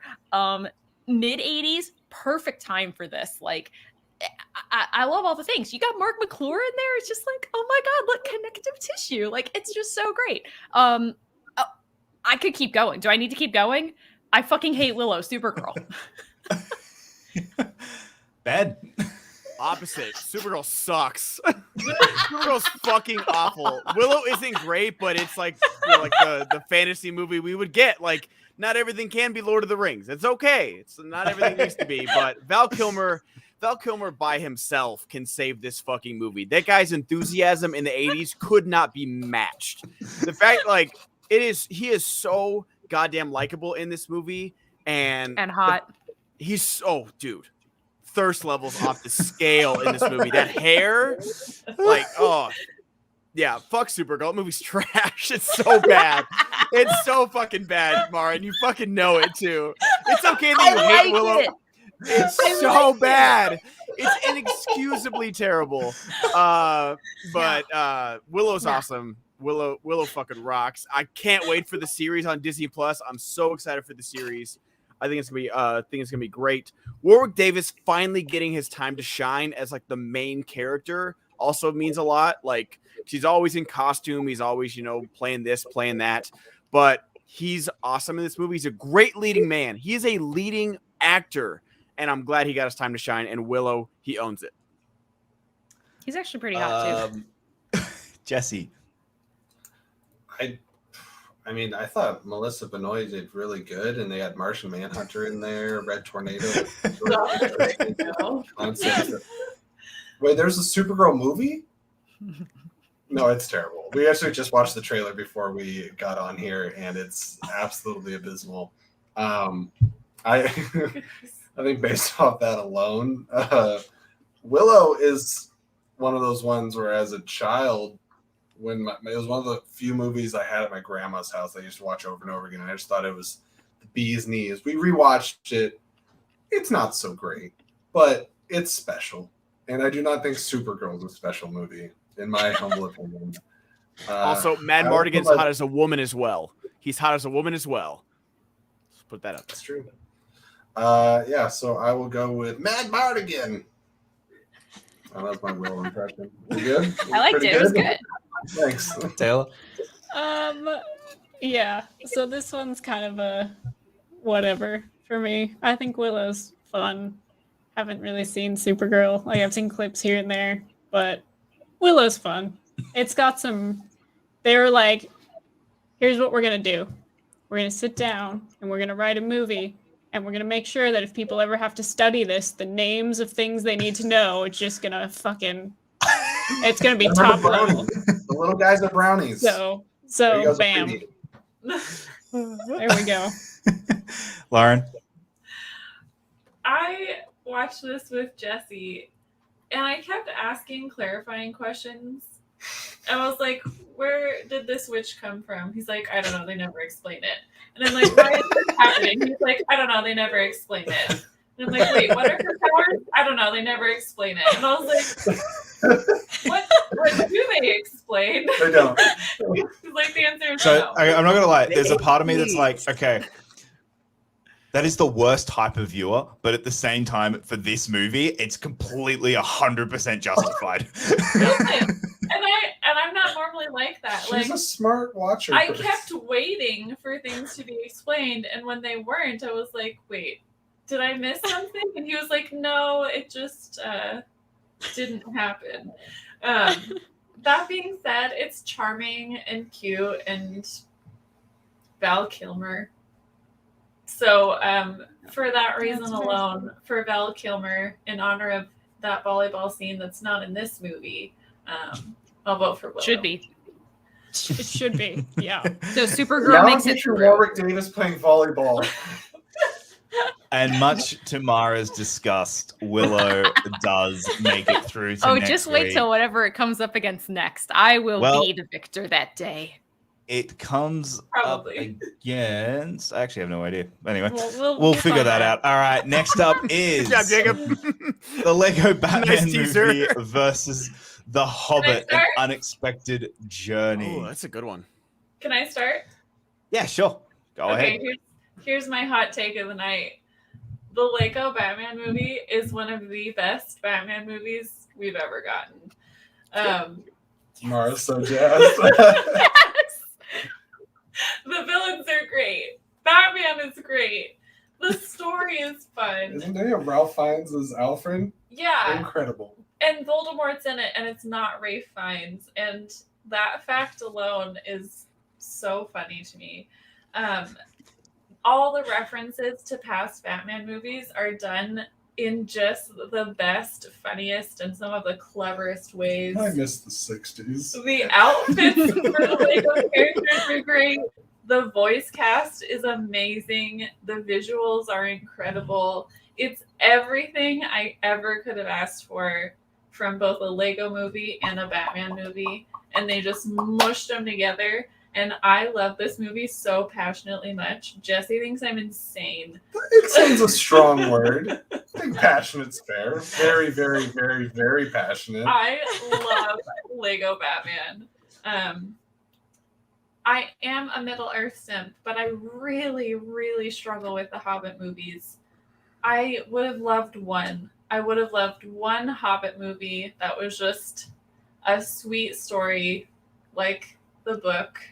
And I think that would have been great. The fact that they were like, well, everybody else stretches stuff out, so we get to too. And it just, there was nothing there. And they're hard for me to get through. It's Lego Batman. Sorry about it. Tell. Yeah, so the Hobbit movies make me sad. I'm just gonna start there. There was so much potential for the Hobbit movies because I think a lot of the casting decisions they made were perfect. Like, I love a lot of the cast that are in the films, and I think the performances are pretty great from everybody. But there's no way this ever should have been 3 movies. I think you could get 2 solid movies out of it if you really wanted to go that route. But 3 movies was just like there's just not enough in that book to justify having it be 3 movies. There's just no way that needs to happen. And then the extra stuff that they just throw in there to make it long enough to be 3 movies is just nonsense. Like, it's just ridiculous. And it's just, the way that I'm not even going to get into that. We'll get into that later. So that, yeah, Hobbit movies make me sad for the most part. Lego Batman movies a lot of fun. I think the Lego movies just as a whole are a lot of fun. They know exactly what they are. They understand the kind of humor that they're going for. The voice casts are always great. So I'm going with Lego Batman movie. All right. Ben. It seems like it's trending towards Lego Batman. I was going to vote for Unexpected Journey because I think I just voted for against Fantastic Beasts because of Crimes of Grindelwald, so I can't fault anyone for, voting for something else against this trilogy. I think 2 movies would have worked for this, but the studio pushed Peter Jackson to make a third. But I think they absolutely nailed the casting. Martin Freeman is legitimately perfect for this universe. Ian McKellen returning. I love having the songs in here because the songs are in the book, and like having like the dwarves sing, like the dishes and like Under the Lonely Mountain. So I think the first movie really, really does well. I think they probably should have ended like the first movie with like them being captured by the elves. And then like the second movie is like them getting to Lake Town, the Desolation of Smaug, and the Battle of the 5 Armies. But I like the Lego Batman movie. I don't think it's like that too hot of a take, Lauren. I think a lot of people agree like this is a really good Batman movie. For me, it runs out of steam about halfway through. Like, it's so like just hyper. It runs out of steam. And also the fact that we do have Ralph Fiennes in here, and we do have a Voldemort, and they never meet. Who fucked that up? Who didn't have that layup of a joke? And just like, it's right there. I was waiting for it. I'm like, oh yeah, Eddie Izzard's in here. Cool. Voldemort's in here. Awesome. And then just like, they never do it. I was so upset. I'm going to go Unexpected Journey because I'm a Middle Earth fiend. If it was Battle of the 5 Armies versus this, I think Lego Batman would get this, but I really do like the first 2 Hobbit movies. I think they work well. I think getting to know the dwarves in this first movie and then Benedict Cumberbatch in the second movie, I think they're both good within their own rights. I think by the end of the second one and all of the third, they try way too hard to make it not a Hobbit movie, but a Lord of the Rings prequel, which is where these really fall apart. But I think they're good and focused in this one. And Sylvester McQuarrie's great as Radagast. There's a lot of good stuff in this movie. So I will defend Unexpected Journey. That is my vote. Where when it was 2 movies, the original, like, the final line was going to be saying to the bard, might I inquire about your boat? That was the final line of the movie. Like the river run, the barrel run was the climax of the movie, and then they were like, we don't know if bard is enough of a cliffhanger. Okay. I would have loved to see the Guillermo del Toro version of this, because he was signed on for so long, and then you know Peter Jackson had to rush this out. So I would have loved to see that different version with 2 movies. I think they would have been amazing. But even so, the first 2 are still good. I think they're still good, and then the last one's just like all CGI, all ridiculousness. Like, it's crazy. But and even like the extended version where they're like on that fucking battle wagon and like wolves. I was like, this is wild. But yeah, Unexpected Journey for me. Mara. Okay, a lot of things. I wanted to like really, really like. I love pieces and parts of the Hobbit trilogy. Like, if Dan has said it and he started it, and I want to help him finish it. There is a good movie in those 3 movies. I mean, it's either one really long movie or it's 2 movies, but there's a lot of good stuff in there. I also think though that like I would rather take Azog and Bolg and just put like little like stick figures in their place, because they're not scary. Like, I was having this discussion with, I think it was with Rachel Cushing a week ago or so, and we were talking about it, and it's like, even Gothmog is scarier than Azog and Bolg, because they're real. Like, he's real. He's tangible. Like, Lurtz is a fucking beast. Like, it was so cool.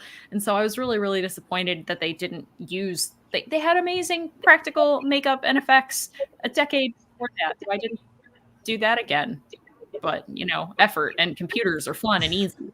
Yeah. But I agree, though. Martin Freeman, such a great casting. Super fly, really big fan. I get my Andy Serkis fix, which I always like. He is human heroin. Also, Richard Armitage is totally foxy, even with all the hair and shit. So that's fine. But Lauren is 100% right. Like, Lego Batman movie is a joy to experience. I don't know if I necessarily want to say the words "it's a perfect Batman movie," but I do think it is a perfect movie. I think that it's got a really good structure. I actually like the flow. I do like that it allows itself a minute to breathe instead of being high octane the entire time. I think its jokes are really punchy. I think that it's quippy without being so overloaded that I do nothing except go, ha, ha, ha. Like, so much so that like my neighbors would be like, "Is she having a problem?" But yeah, it has all the inside jokes. It's self-aware without being like hyper meta. It has a great message. And just the idea, like, every single freaking Lego brick you see in that movie, just like in the Lego movie, is a real Lego brick. It's so cool. So yeah, it's Lego movie all the way. But there are parts of Hobbit that can be legitimately enjoyed, like the Hop People. Like the Hop People. Jumping off of that, there's one major problem, and problem I mean like just instant moisture when I watch these movies, and that is Lee Pace in these films.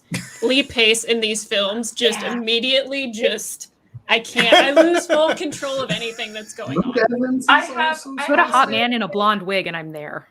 I have a really quick sidebar for Lee Pace. Has anybody else here watched Pushing Daisies? Yes. Yes. No. Yes. I knew I loved you, Taylor. I knew it. I knew it. We will talk about this later. Yes, we will. Yes, we will. All right. Well, with that, Lego Batman movie does move on. Oh, sorry, Jesse. I missed you. I'm sorry, Jesse. I missed you. I want vote, please. Yes, you may. Don't worry, Jesse. You matter. All right, thanks. This time. It always happens. I always forget someone. Yeah, what if I had to decide? No, I'm just kidding. What I'm very surprised Lauren did not mention is one of her favorite jokes is the kids at school call me Dick. Yes, well, kids can be cruel. That's a banger. There's so many great Batman jokes in the Lego Batman movie, but I remember in theaters when they all like connect together to like pull the earth back together with a little click. I was crying laughing. Like, I was the obnoxious person in the theater, laughing harder than everyone else, longer than everybody else. And I think at that point, like, it'd been building. Like, the whole movie, the laugh had been building, and that's when it finally broke the dam down, and I lost it. Unexpected Journey is the reverse of what we've been talking about. There's movies that I thought were good and then ended up being bad. I hated this movie. I fell asleep twice in the theaters watching it, and then I rewatched it recently, and I was like, it's fine. This is not that offensive of a film. It's got a lot of highlights, more good than bad, I think. I think there's more issues as they go along. As everyone's been saying, really well cast. Everything that needs to be said that's nice about Unexpected Journey has been said. I just want to say Lego Batman is great. And when people talk about the greatest Batmans of all time, you can dispute your number one, but I think Will Arnett better be in your top three. Absolutely. So Lego Batman. All right. We are. With that, Lego Batman officially does make it through. Oh my God! By the way, look at how handsome he looks in that. Yeah. Mara, Oh, I feel like this show is right up your alley. We can talk yeah. about it later, but please try and find a way to watch it. So Yes. after you're done watching 2 episodes of Drive to Survive, you may watch Pushing Daisies. that is fair. I agree. As long as everybody's watching Ted Lasso. Yes. We still have not started We that. definitely Just saw- are nowhere just saw near this last starting episode. Just, Ted Lasso. okay, we will. Okay, we will. Yes. Yeah, I've you freaking gotten that hooligans. Come on. It's Do you pure want joy. to lend I us thought some of people your spare exaggerated. free time, Jesse, and we'll get it done? Yeah, I'm let me serious. just- Like I thought it was gonna be like I was gonna watch it and just be like, ugh, because I'm dead inside all the time. Ugh. It's so happy. I think We it's can definitely all the show agree you that need we're right very now. tempted Probably. what we I all We mean, just don't have it'll time. probably warm my cold dead heart, but Roy Kent is the greatest All right. character on television. Speaking Moving on. of cold dead hearts, RoboCop 2014 versus Predator. Oh, Mara, you seem very excited for this one. Okay, that Alan Silvestri score, man, so good. I mean, you have like an all-star cast there. Like, I mean, even like R.G. Armstrong as General Phillips is like totally just like, I'm here for it. I'm committed. Like, you've got so many amazing weird things. Like Jim Hopper's dog tags for some reason say C.E. Hopper on them. And you know what? I don't even fucking care. You've got some skinned bodies hanging around. You've got like predator juices that glow in the dark. It's like, oh my God, all the things. Like, it is like pure testosterone. And to be fair, by the way, I do think that this movie, I know some people are like, oh, it's toxic masculinity and it's whatever. But I disagree, because the character of Anna never needs a man's help to do anything in the movie. She successfully survives the encounter without like a man coming and like specifically saving her from a predator. Like, she's the one that knows all about the predator and tells all the men about the predator. She was like a revolutionary and like a guerrilla fighting in the forest and stuff. Like, so I also want to say, I don't necessarily think that it is purely toxically masculine, although there's some very outdated vernacular in it said by Jesse Ventura and some not great jokes by Shane Black, but you know what? It's Shane Black. We should not expect greatness. yeah, it's like the other Predator movie he did. Yeah, exactly. Plus also, like, I love how confusing it's become now. It's Predator, Predators, The Predator. I can't wait till The Predators. You know, it's just going to be great. It's throw going to be so that one confusing right if we're in going to there. beat them. Just launch it in. All IG competitors are just like, no. But like, No.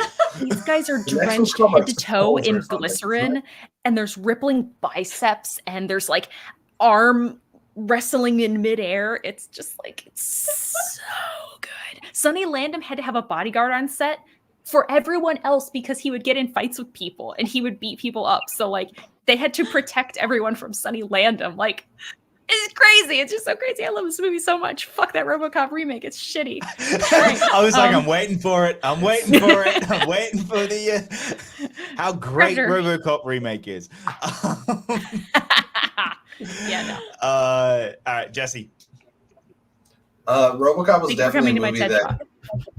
it absolutely failed to justify its own existence. But I don't think that makes it a horrible movie. I think some people think it's an awful movie. I think it's just not very good. Unfortunately, Predator's quite good. So when you're putting the two together, Predator's a lot of fun. It still remains to be as old of a film as it is, or older. It's still the best of the franchise, and there's been a lot of entries. And I'm like, if you're this far into it and you still can't even approach the quality of the original, maybe it's time to really just put it to bed. Terminator, I'm looking at you. But also, Mara, are you okay? My ice did that thing where it decided it was going to hit me in the face. Oh, I'm okay, thank you. Joel Kinnaman really couldn't get a break until I think one of his best performances was recently where they killed him, and so that's unfortunate. But yeah, Predator. Predator's good stuff. Ben. Yeah, this is we just rewatched the 2014 Predator for the Patreon watch along, and I think even if you didn't know when if RoboCop, if this wasn't a reboot, if this was just RoboCop, this brand new action movie, it'd still be pretty fucking boring. That's the thing. It's perfectly fine. It's not terribly made or anything. It's just boring. Like the first action scene is like the training exercise where he's just running through an empty warehouse shooting droids. And then the next action scene doesn't come until like the third, like the final action scene where he goes up against the Ed 209s and gets his ass kicked. And then just like nothing really happens. And then on top of that, there is the other RoboCop that is full of irony and satire, and it's hilarious and ridiculous and over the top. And Kurtwood Smith is amazing. But yeah, you're right. Yeah, Upgrade is a better RoboCop film, absolutely. But Predator is legit. Like everyone, always like to say, like, what's a movie you want to see in theaters without no. You okay, Mara? Everything is fine over here. You're just having a great night. I'm totally sober, by the way. I'm not high. I'm not drunk. I'm not on painkillers. This is just happening. Wait till next week. Please yeah.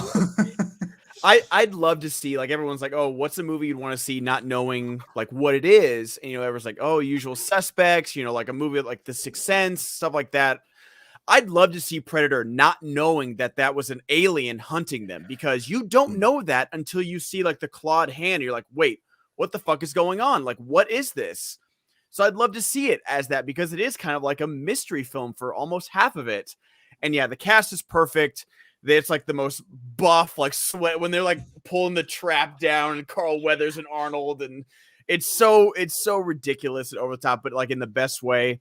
And I do love Predators, but because they use the Alan Silvestri score, because they do have like a lot of the same beats from this original Predator movie, and just like Arnold walking out like to bait Predator to like, and like he's holding his gun like this. I'm like, no Marine would ever hold their gun with one arm. Not also, it's like the most ridiculous way to hold a gun. But I believe they're Green Berets, Ben. Oh yeah, they are Green Berets. But yeah, everything about Predator works so well, and I love watching it. It's one of the most watchable 90-minute movies ever. And RoboCop 2014 sucks a big bag of dicks. Yeah, it does. Lauren. I'll keep this short because I have a feeling harder ones are on the horizon. Phrasing. Predator is great. I also just learned that Alan Silvestri scored another one of my favorite movies, so I just am convinced the man can do no wrong. So let's cut to it. And we all know it's Predator. Tell us what's next. Yeah, okay. I second that. Dan, do you just want to like praise Predator for a second, or do you just want to move on to the next one? Perfect action movie. It's the definition of a nonstop thrill ride. That's where I think that pull quote was originally written for Predator. It's amazing. It's beautiful. It's the perfect 80s movie. It's the perfect action movie. So much. I love it. You didn't talk about the amazing practical effects. Amazing practical effects. That makeup, like he's so dewy. Like you just want to touch his little like claw mandible thing and be like, ew. What about the original Predator? What about the original Predator costume? That would have been amazing. No, JCVD. I'm so glad that's not a thing. R.I.P.D. for Jean-Claude Van Damme. All right, we are now into the final four, and these ones are tough. Right. So we have. I feel like I didn't earn my spot here. I feel like I didn't put in the work, but that's okay. Oh no, you have. All right, Aquaman versus Captain America: The First Avenger. I'll start. I'll be right back. All right, Lauren, where are we going? So let me preface this by saying I don't dislike Aquaman. However, I truly think First Avenger is far superior. I think it doesn't get enough credit for how good of a Captain America movie it is. For a hero who nobody really cared about. Okay, this is in the way. I love you so much. I think they set up Steve Rogers as perfectly as they could have. Joe Johnston did amazing with the character, you know, breathing life into a character nobody really cared about. Alan Silvestri, again, man of the hour. We love Alan. I think First Avenger does not get nearly enough credit. I thought Red Skull, while a little bit shallow of a villain, worked for First Avenger. I thought he was a good villain for him. All the supporting cast was great. Peggy Carter was amazing. I could go on and on and on. Aquaman was fun. I thought it had problems. The whole Michelle Pfeiffer thing didn't work for me. Michelle Pfeiffer, Nicole Kidman.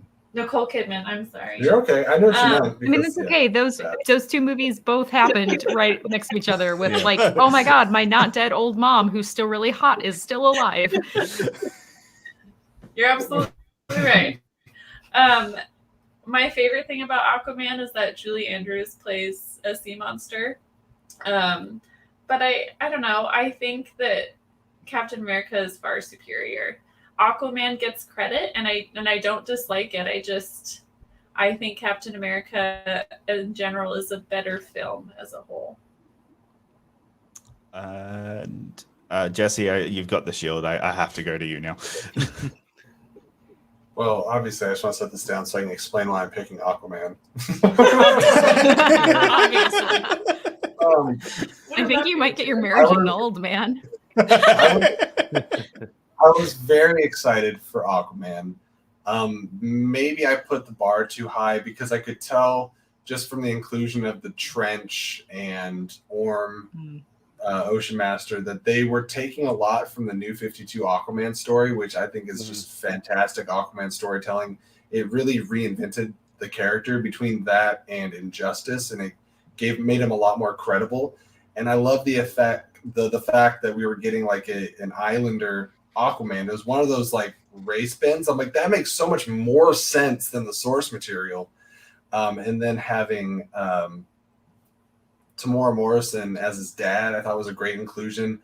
Like Lauren said, the Nicole Kidman stuff really didn't work. I didn't mind her being his mom. It was like the unnecessary bring back of the character and like the mythical land underwater that was like the center of the journey to the center of the earth, and it was just weird. It just seemed like cut that whole 20 minutes out. It's just unnecessary.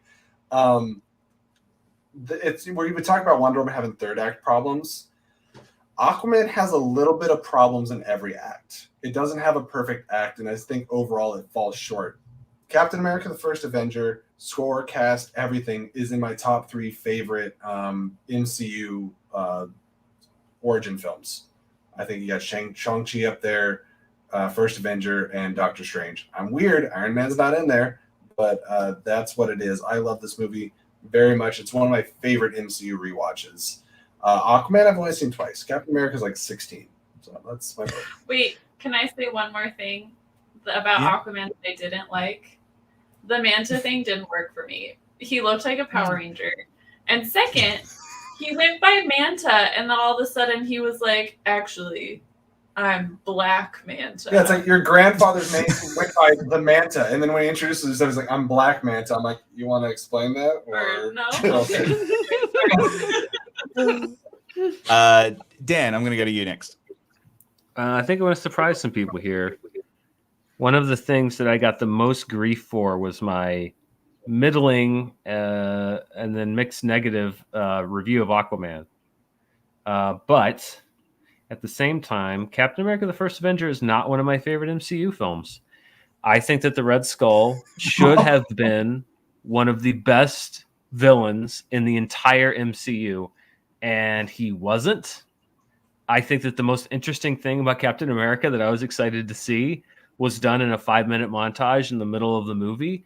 I don't think that baby Steve Rogers' head works at all. I think it's creepy and weird. Technically, And he had baby Steve Rogers' well, body. baby Steve Rogers' body. Get it right, either or way, you're gonna trash it. It doesn't work for me. It has improved with subsequent additions to the story later on, but I have to say, between the two, I feel like Captain America: The First Avenger is much more of a generic superhero movie. There were much better Captain America chapters later in the MCU. That didn't make it through, Dan. Well, I don't know that. You called me up here to do this. I'll just leave if you don't want it. Aquaman is unlike any other superhero film that I've seen.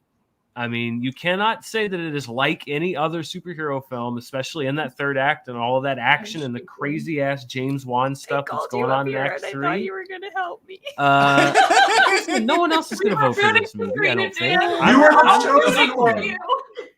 I'm picking Aquaman. I'm just not a huge fan of that Captain America: The First Avenger. I'm really not. I thought we've talked about this.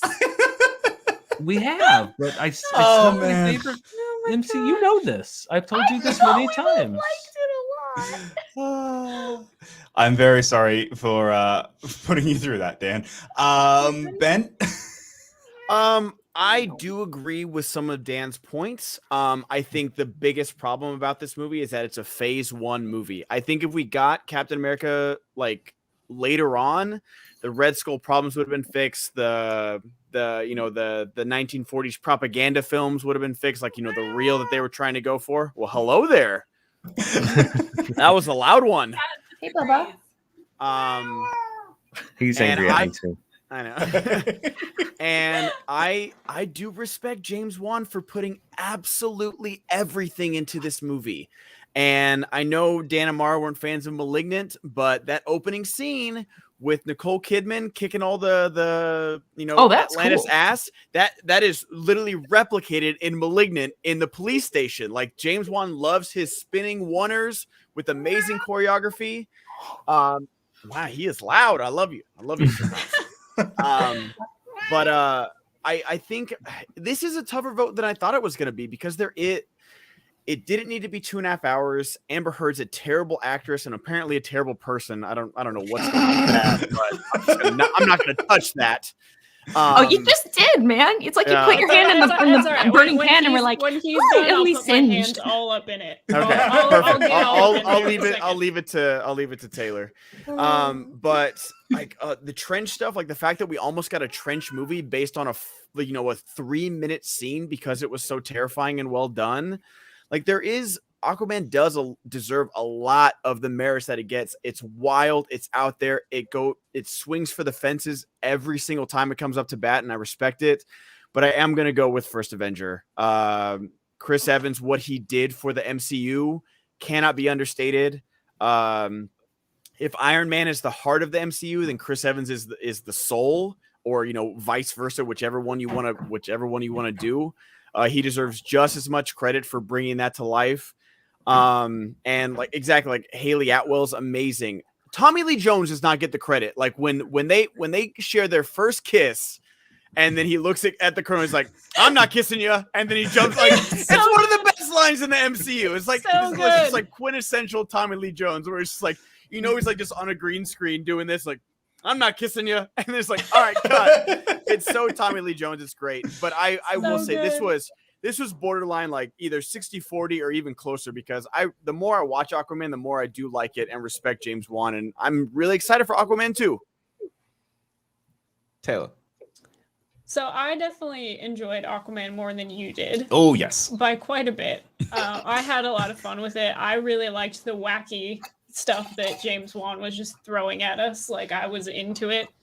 I think it's fun. I think the casting choices, for the most part, are great.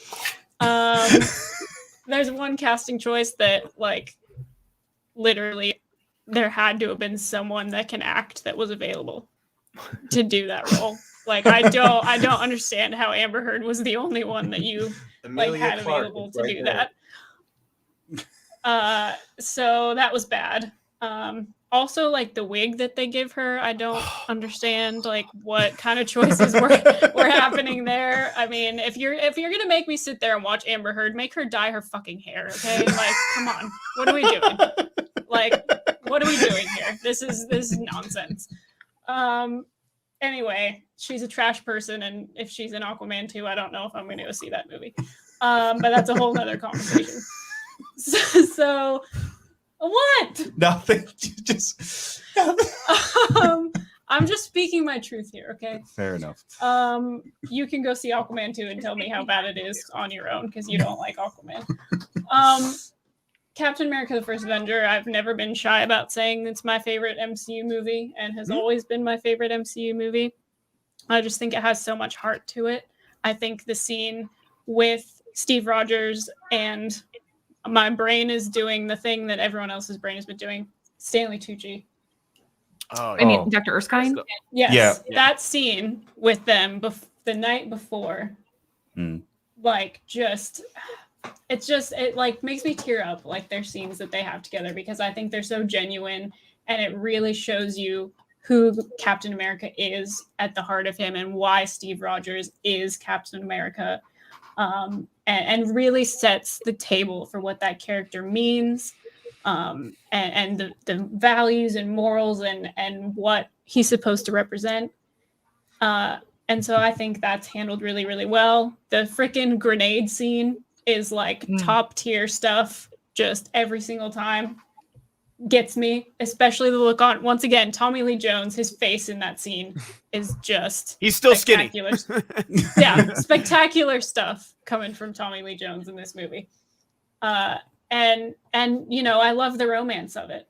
I love that we get this beautiful romance that I have, like, when I rewatch Captain America now, I'm like, and I don't need to rewatch the last like 10 minutes. They live happily after. It's fine. But I think it's beautiful the way that it's done. I think you get to kind of have this little bit of a romance with them that's clearly very genuine, and then you get that Captain America moment where he has to choose what matters more.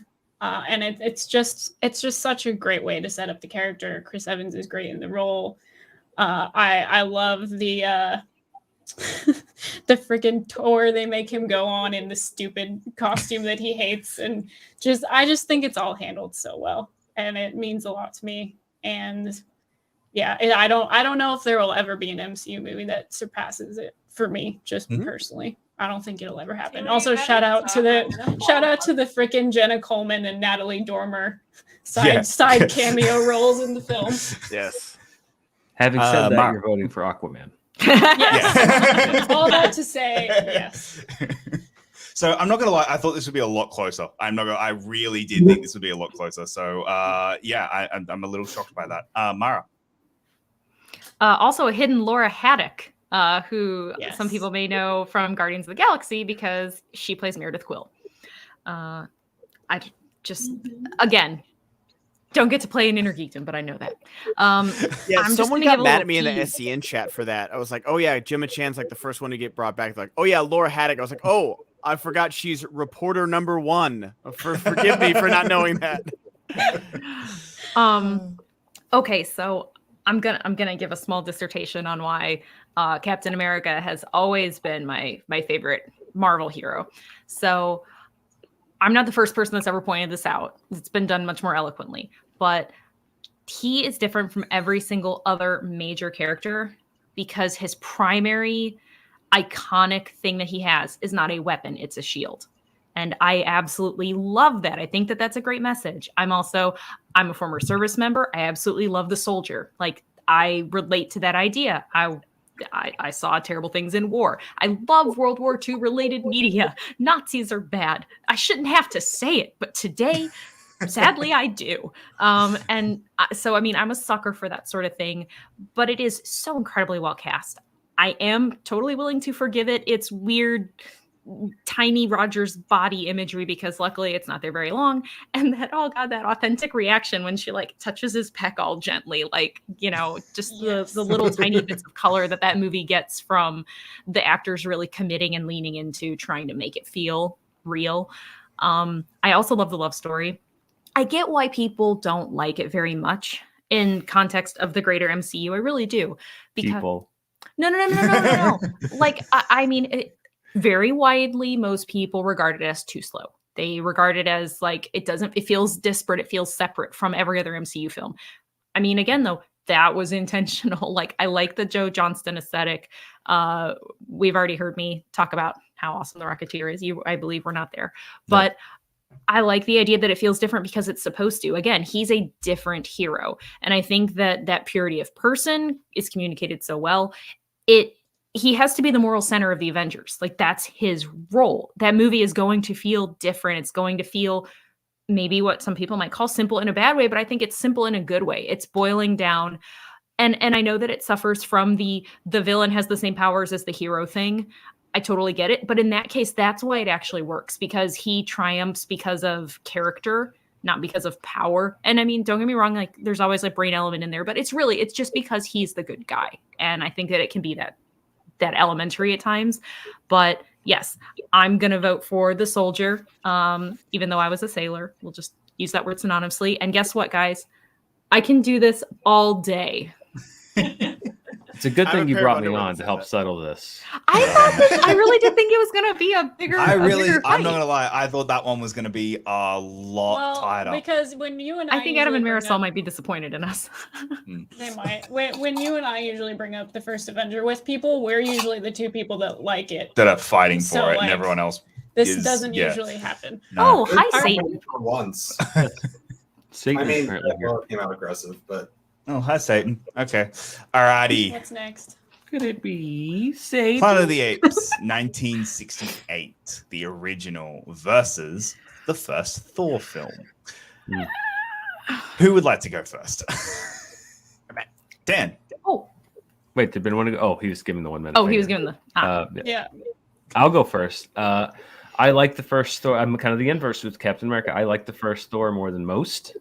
I think that it made me interested in a character that I had no interest in whatsoever. Of all the people that were getting their movies, when I was looking at it, I was like, well, I want to see all these movies except for Thor, because I don't like Thor. I can't relate to Thor. I don't care about him. I don't care about Odin. I don't care about Asgard. I don't care about any of it. And they made me care about him. It was relatable. They got a great actor. They got Chris Hemsworth. It introduces us to Loki. Tom Hiddleston. We're still obsessed with Loki. Thor does a lot of stuff right. Having said that, I'm actually going to vote for Planet of the Apes, because I think that original Planet of the Apes movie is one of the great pieces of science fiction media ever. It sort of exemplifies what science fiction can be.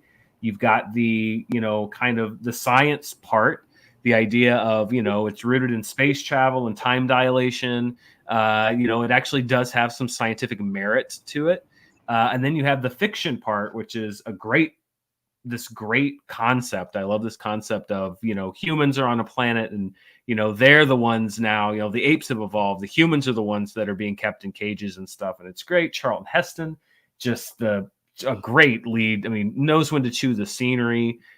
For its time, and I think even still today, the makeup. I've seen makeup in movies today that are worse than that first Planet of the Apes. Yeah, the mouths don't move very well, but you've got Kim Hunter and Roddy McDowall giving good performances, and then of course, one of the best twist endings of all time ever. I mean, one of the most iconic, I'll use the I word, movie moments of all time. You blew it up. You blew it up, and the damn you all to hell and the Statue of Liberty. It's so good.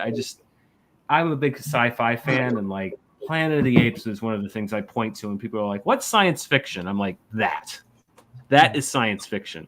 Rooted in this story of the atomic age. And I really like that first Planet of the Apes film. So that's my choice.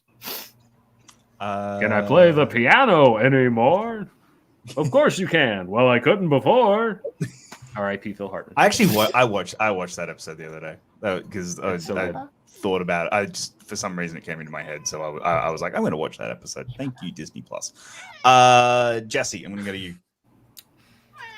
Okay, so a surprise and an admittance and a few things. I saw Planet of the Apes 1968 for the first time months ago, like probably 3 months ago. Or longer than that. Less than 6 months ago. We've had a busy year. Yeah, that's true. Thor has never been one of my favorite MCU movies, nor has it been one of my favorite MCU characters. Now that's improved later on, but as much as Kenneth Branagh tried to bring some of his Shakespearean elements to Thor, some of it worked, some of it didn't. I think a lot of the relationships, both brotherly and father to adopted son, the relationships work pretty well once you scoot Jane Foster aside, because that one doesn't. The use of Dutch angles is hard to contemplate in that film. It definitely has pros. It's not a bad movie. I will never say Thor is a bad movie. And to take something from Adam Collins' line of dialogue is that Planet of the Apes has much more on its mind than Thor did. It handles so many different elements, thought processes, moral dilemmas, the amount of things that they're able to comfortably stuff into this film through dialogue. Like, you wouldn't think about a movie about apes walking around would hint on its dialogue as much as it does. But it's written so well. The movie's at least 15 to 20 years ahead of its time. It stands on its own now. It's one of the best of the entire franchise.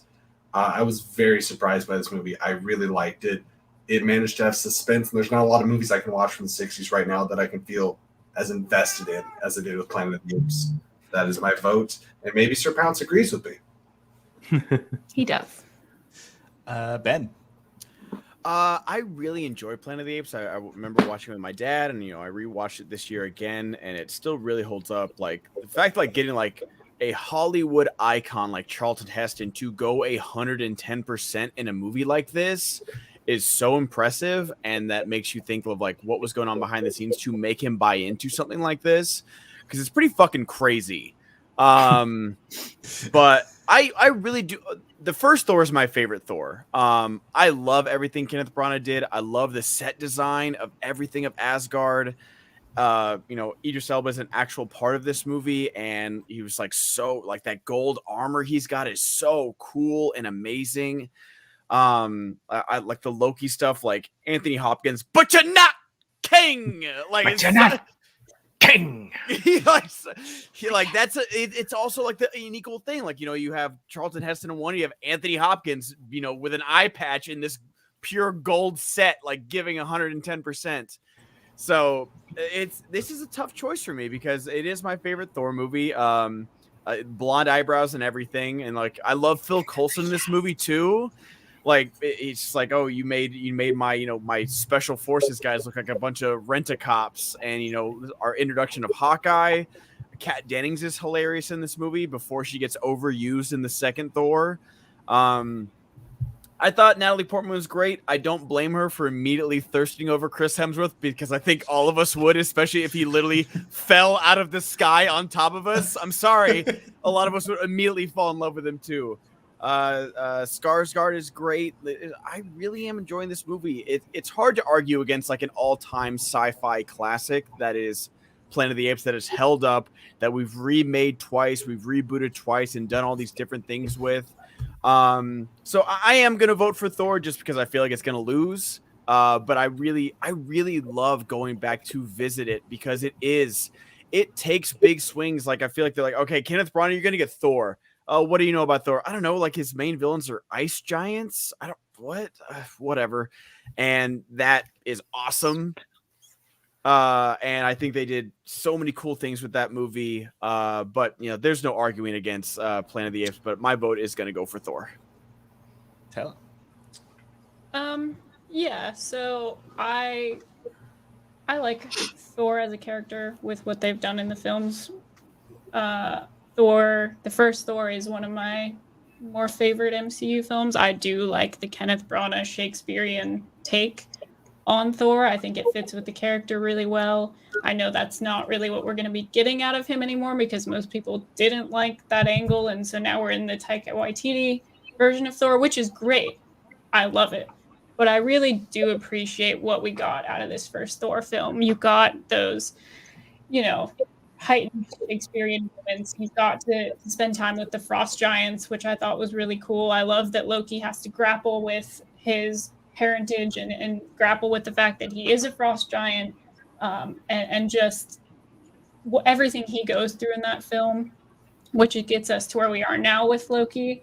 I love that the crux of the film really is Loki feeling like he doesn't belong and Thor not really understanding that, and Thor just kind of being careless in a lot of the things he does and not really being ready to lead. And all Loki wants to do is fit in, and he feels like he's better equipped to lead, and it fractures this very interesting family dynamic you already had going on.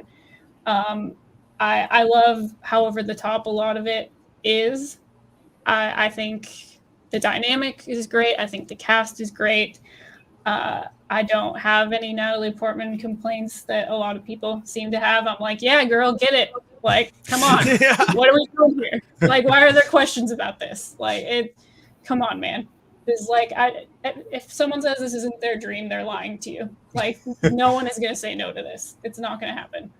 But I think the comedy in it's great, but I do think there's a lot of heart. I think the family story that you get at the very center of it is really genuine and catapults so much of what we have from the MCU now. I know people shit on the Dark World a lot, but that also plays such a huge part in the dynamics of what we have in the MCU now with a lot of these characters. But I think Thor is great.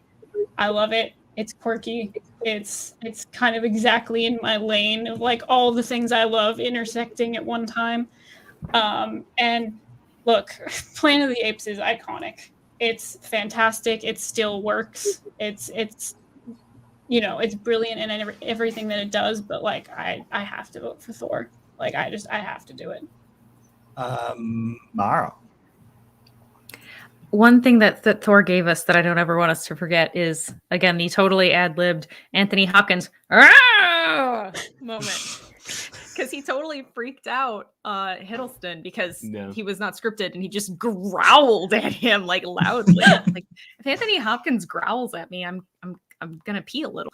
Yeah, so it's fair. It's fair. Well, Ben, especially with how much water you're drinking, you're gonna piss everywhere. Man, are you still peeing? I'm sorry, he growled at me. Yes. And I'm with Dan though. I am a lot higher on the first Thor movie than a lot of other people. Everything Branagh does works for me all the time. Everything. He gets a totally free pass in life. He's amazing. But I agree with every single thing that has been said about Planet of the Apes. It really is so far ahead of its time. It's so visionary. It is iconic. And Iconic. it has very few future movies that rival or surpass. It's the intelligence with how it's written, the acting, and the idea that, I mean, you were not walking into this movie thinking like there's going to be kind of like a twisty ending, like you're going to get this big surprise. You were just like, oh, it's this story. Oh, look, there's a cave with stuff in it. Oh man, they're leaving. Everything's great now. They'll be fine. What? Chuck Heston is on a planet with some monkeys. Say, what are you going to do? Gabagool? Am I right? No way. But like, in spite of all things Thor that I very much enjoy in that movie, I'm going to throw it to the ape planet. Lauren. My goodness, what is even left to be said about either of these movies? Whatever's in your heart, Lauren. Too much. I think I like Thor a little bit more than Jesse does. The first one, it's not my favorite. Ragnarok is definitely my favorite Thor movie. In regards to the Natalie Portman thing, I am a huge Natalie Portman fan. I just think I've never seen less chemistry between two hot people before. She's hot, he's hot, and there was nothing there, which is why they made his wife make out with him, because they were like, ooh. Anyway. Yep. I agree with Odin, though. Sif was right there. Sif was right there. Jamie Alexander almost got paralyzed on that movie, so I mean, You might as well have gotten to her right at that moment. That being said, I still really like it. Like everybody has said, the Shakespeare stuff is great. I'm a low-key simp, so can you not? Thank you so much. Thank you. She's low-key a simp. Ah! That's strike 6, Ben. Only 6. I gotta ramp it up here. That being said, Planet of the Apes surprised me in every scene. It was suspenseful. I was like actively worried watching the film because I didn't know what was going to happen. And I feel like that's rare and you don't always get that. Movies have in a lot of ways become a little bit formulaic. So watching something that like genuinely was new and exciting and fresh and like kept you on the edge of your seat. Yeah, it's like sometimes almost a horror movie. And I think that's really cool. This is not like to shit on Thor, I promise, because I like it a lot. I just think I have to go with Planet of the Apes because of how great and singular I think it is. All right. Well, I'm just very quickly going to say, getting Kenneth Branagh for Thor was an inspired choice. I think just deciding, no, this is the angle we're going, which is the Shakespearean angle to begin with, was I incredibly inspired. I think Marvel have done a really great job of who they pick for directors for a lot of their first movies, which I do think has been a lot of very inspired choices, and this was definitely one of them. But it's Planet of the Apes. Like it's 1968's Planet of the Apes. It's not quite a fair matchup, but that's what this whole bracket has been. So I am going to vote with you. Don't get a vote. I know I don't get a vote. However, Thor. Planet of the Apes has already made it through. Yeah, so you don't get a vote. Get out of here. That's fair. Well, you're doing terrific. All right. Planet of the Apes 1968 does make it through. We are down to our final 2 matchups of round 1. Here we go. First up, Logan versus Star Wars Return of the Jedi. No, I'm going to start this one off. Kick it off. Because it is fairly, I've made it somewhat well known that I'm not the biggest fan of Logan. I think Logan is a good movie, not a great movie. But I also do believe that Return of the Jedi is not a great movie either. I think it is 2 films constantly at odds with each other of not quite knowing what it wants to be and not quite landing on how to wrap up the trilogy.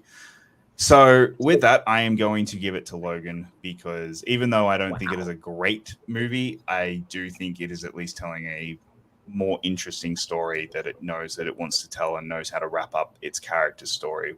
And I don't think Return of the Jedi quite lands how it wants to do that.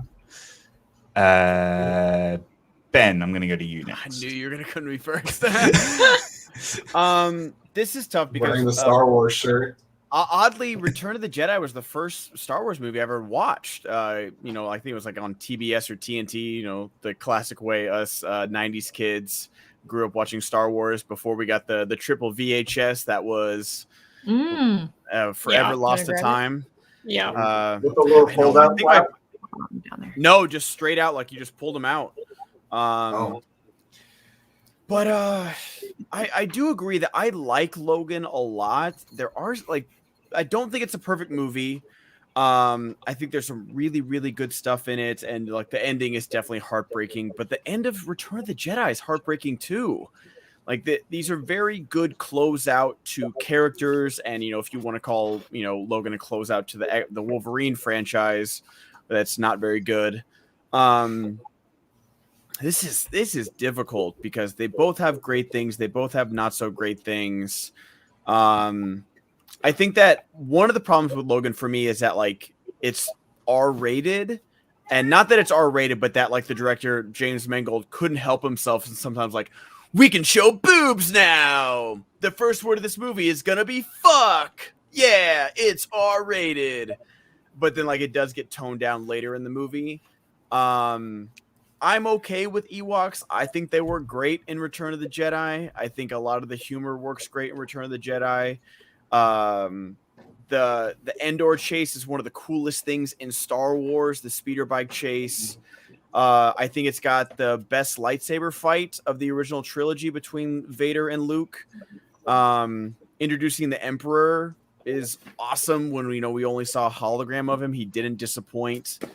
There's so much good stuff. Yeah, it's another Death Star, but that Super Star Destroyer is still pretty badass. Wedge solidifies himself as the best pilot in the galaxy for being there for both Death Star destructions.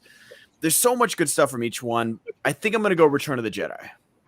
It's tough. This is a 51-49 for me, but I'm going to go Return of the Jedi on this one. All right, Ma. It's a trap. I have thoughts. I also have early Halloween vibes. Yes. They're actually different hands. Feeding too. our piranha earlier today, and it's blocking. There you go. Halloween shirt. Hey. All right. Anyways, there might be children watching, but I hope not. Okay. Given how much we swear, God, I hope not. Yeah. I mean, at least I haven't said.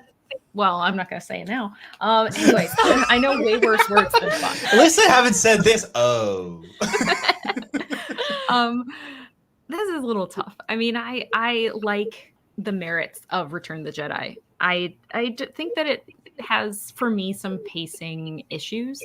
I like it. I just don't love it. Like I every time I rewatch it, I'm like, okay, yeah, mm-hmm. And then I'm like, oh, I like this part, and I'm like, okay, mm-hmm. Yep. Oh, I like this part. So, I mean, it had some highs and lows for me, but I totally understand why Mark Ellis says it's his favorite Star Wars movie. I 100% get it, and I think that's great. I understand the grievances people have with Logan, but personally, there's nothing in Return of the Jedi that gives me like a feels in a human being way.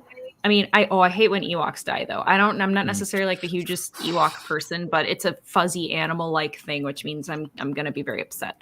But in Logan, like Daphne Keane just so super sells it, and I mean, it was so perfect. Dan used her tipping over the cross to an X as part of his decade supercut, which of course I absolutely love. Shot. I know, but. It's really, really tough. I think that Logan is going to put it over the edge for me, especially because they have the black and white version, which is just like so freaking cool. The edgy stuff in it does totally work for me, even if like, yeah, boobs probably not really necessary to tell that story. But I feel like at that point in Logan's life, he 100% would just be like a fuck-driven, bloody, like I want to rip myself through somebody's appendix and like. I feel like he'd be that guy. But I like Jedi. I just don't love it. And I really love rewatching Logan. Okay. Jesse, I'm going to go to you next. Okay. I think a lot of this boils down to, because I think these are two fantastic films. I think a lot of it boils down to is what kind of a kid you were growing up, whether you grew up with Star Wars or X-Men. And in short, I'm an X-Men kid. I have been since they introduced me to comics in the early 90s. So for better or worse, I've been following the franchise with great love and admiration, even through some of its rocky spots. I also love Star Wars. It's just not, it hasn't shaped me in the way that X-Men did. And I think Logan was the payoff and the reward for sifting through as much crap as we have for the last like couple decades off and on. And it was something that where Return of the Jedi, I think, starts really strong. I think everything relating to Jabba's palace is a lot of fun. And then everything with the throne room and the finale with Vader versus Luke and the Emperor also pays off really well. I think there's a lot of middling and not credible material in the middle. I think it's the weakest of the three trilogy films, which, I mean, that's debatable. It's fully debatable. Logan, I think, is the strongest mutant adjacent film ever. I think First Class is my favorite X-Men movie. I think Logan's the best they've done everything Fox related with the franchise. I cried 3 separate times watching the movie. it was something that not hate watched, but I sad watched. Every time I watched it, it felt like punishment that I enjoyed. I felt very masochistic watching Logan over and over again. But it is a fantastic film. One of the greatest things they do is that casino scene where you can feel the agony as he's like crawling through the casino trying to get to Xavier. And I get goosebumps every time. Amazing. And screenwriting nomination, or it might have won for the Oscars and stuff. Like, it was a nomination. Nomination, whatever. Good enough. Should have been more. Patrick Stewart for Best Supporting Actor. Yes. Yeah. So. This is an interesting one for me because the original 3 Star Wars films absolutely probably shaped the person that I am more than anything else. I grew up with that beloved VHS box set that I wore down. It was one of the first like movies outside of a Disney animated film. Like those movies were the ones I was introduced to. So they're very special to me, even the parts that aren't so great. Logan I just think it's a great film. I'm not particularly sentimental about X-Men. I didn't really grow up watching those movies. Like I kind of did, but not really.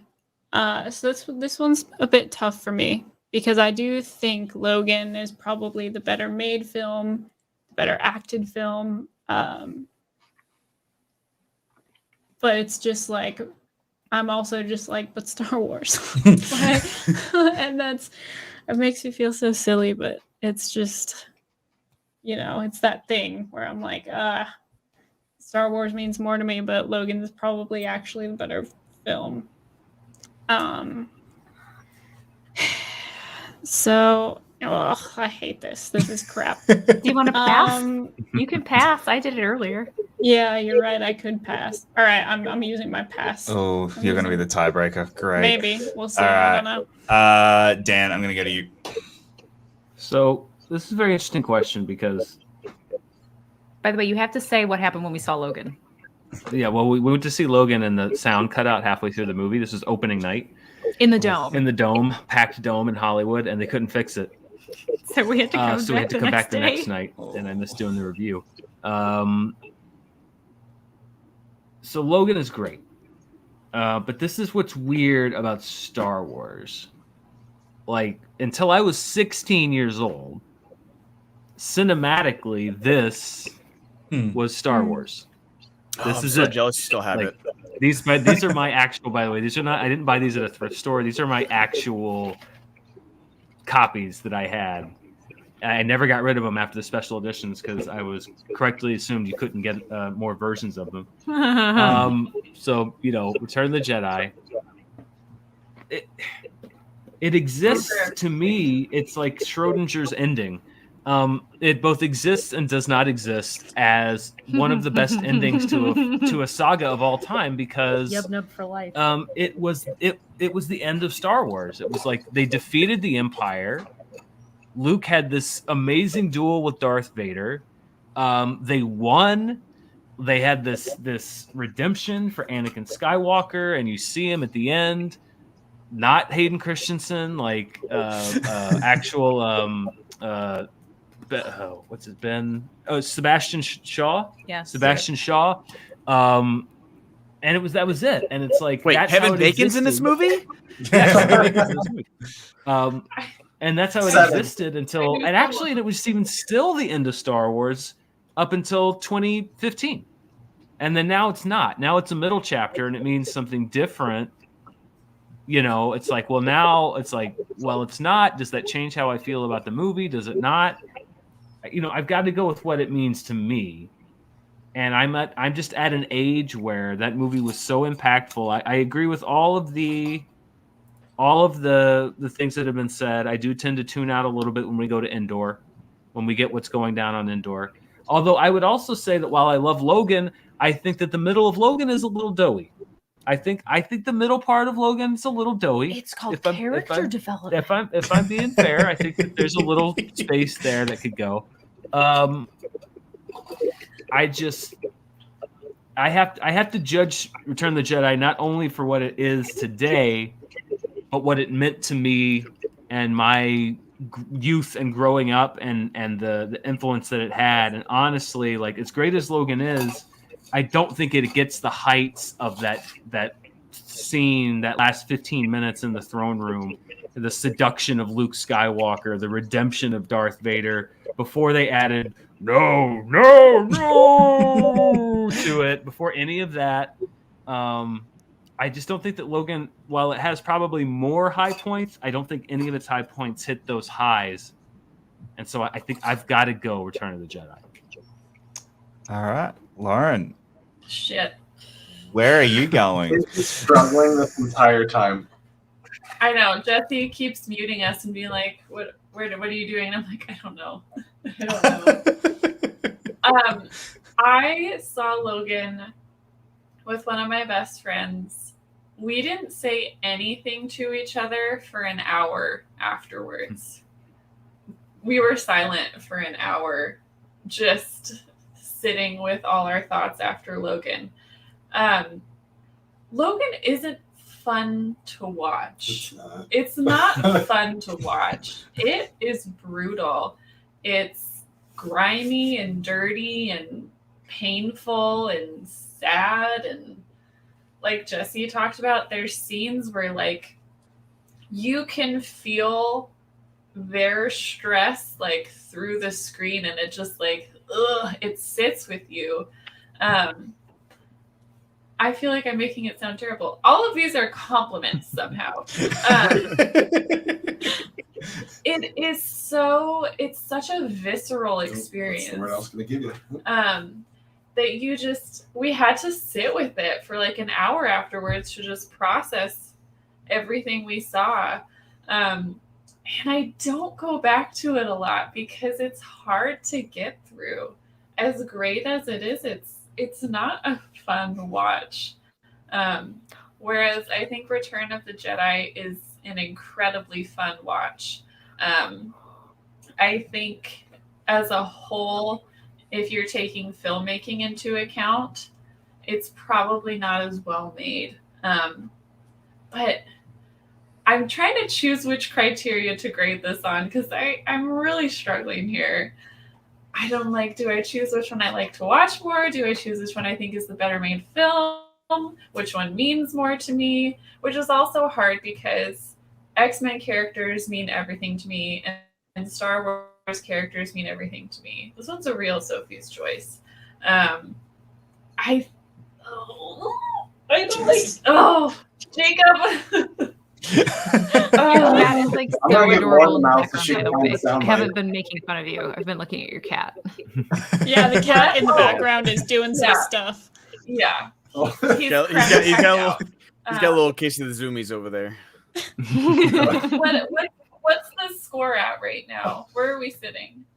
You have the chance to tie it up or to end it. Oh, yeah, basically. Like my vote. But I'm not going to tell you which one because I don't want that influencing you at all. Somebody give me a criteria to pick. Because I can't. No, you gotta. I do wonder, like, all what matters to you. I don't think Logan's like that much of a better made film. Like everything in Return of the Jedi is so well made. Like Luke sitting there, like half darkness, half light, like making the decision while he's being like, "Sister, you have a." I mean, if she doesn't want to choose, I will. Okay. Use the I'm Force. picking Return of the Jedi. So. That doesn't help.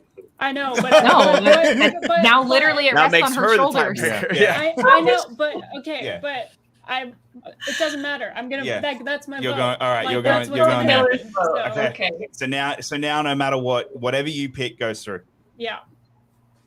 Oh god, I hate this. Pick a criteria. There's no wrong answer, Lauren. It's just whatever you know right answer. There's no wrong answer. What has a better chance of their franchise? No, it's not that there's a wrong answer.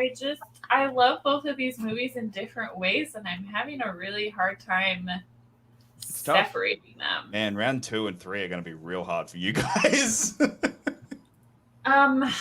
Gut instinct. I'm doing Return of the Jedi. I don't feel great about it. I don't move on because otherwise I'm going to change my mind. All Get it right, off the Return of the screen. Jedi Star Wars makes it through. Return of Get the that bitch off Jedi the makes monitor. it through. Logan Wow. has been eliminated in round one. I'm going to get so many comments about that. Down goes Frasier. Oh, Okay, now this is the one that I fully expect someone to walk out. So you might walk out on yourself. I for this almost one. did. Oh, really? Okay. Right through This the is camera the on the final- this floor. is the final matchup of round one. Matchup. I am very sorry. I did not pick this, but as soon as I saw it, I went, there is no way I can change this. This has to be the last matchup. Do it. Put it up there. I like Oh my feel God. awful. I like feel awful I- with this one. This one actually like kills me. Especially because I and know how makes one me feel person's going to awful. vote because they hate this movie. I'm not gonna lie, I Hey, saw everyone, that. look. I just was like, Jacob's an asshole. no, that's doesn't even like compute with how much I hate this one. Sorry. Do you want me to start? I'll start. Yeah, you can start. Okay, you start this and let everyone else think. Okay, I'll give everyone a moment. So, I saw Batman: Mask of the Phantasm for the first time solely to study for IG. It's good, sure, but you know, like Put down the video box. rock on to the people who. There's a enjoy pull it, quote but, right there. It's good. Sure. guys. This is what I'm here for. I'm here to give you those pull quotes that are really going to do it for you. I think Mask of the Phantasm is fine. So whereas you have The Empire Strikes Back, which is like, it's everything. Like, it's just for someone who grew up in a Star Wars house, who was introduced to Star Wars only second to being introduced to Disney animated films and DCOM original films, which are also masterpieces, I just have to say. The Empire Strikes Back very easily takes this for me. Like, this is probably like the easiest choice I've ever made. So who wants to go? Just rub salt in the wound. Who wants to go next? So whoever would like to go next, you may put your hand up because I'm not going to force anyone to go first because this is not an easy pick. I know that as the last pick of the round. You gonna go next? All right, I'll go next. You go next. I really love Mask of the Phantasm. Like, I really love Mask of the Phantasm. It's got the best Joker we've ever had. It's like I as much as I love Heath Ledger as the Joker, Mark Hamill is just on another level, and him being completely unleashed and having as much fun as he possibly can is just incredible. But Empire is Empire. Like, Empire is one of the greatest films ever made. It is one of the absolute just perfect sequels, and every single scene builds on top of each other, and Mara's freaking out over cats.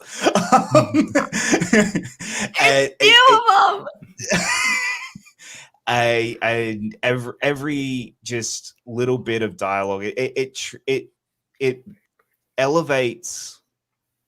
It takes the characters from A New Hope and gives them Shakespearean type dynamics and turns Star Wars from a pulp sci-fi adventure into a Shakespearean tragedy.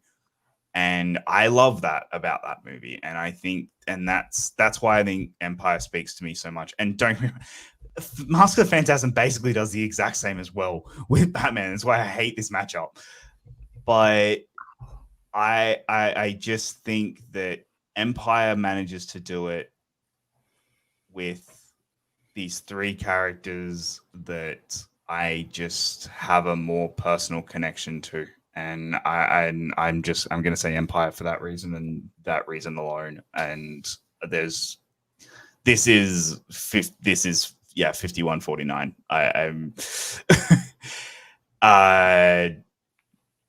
Lauren, do you want to go now so that you don't have to have a tiebreaker?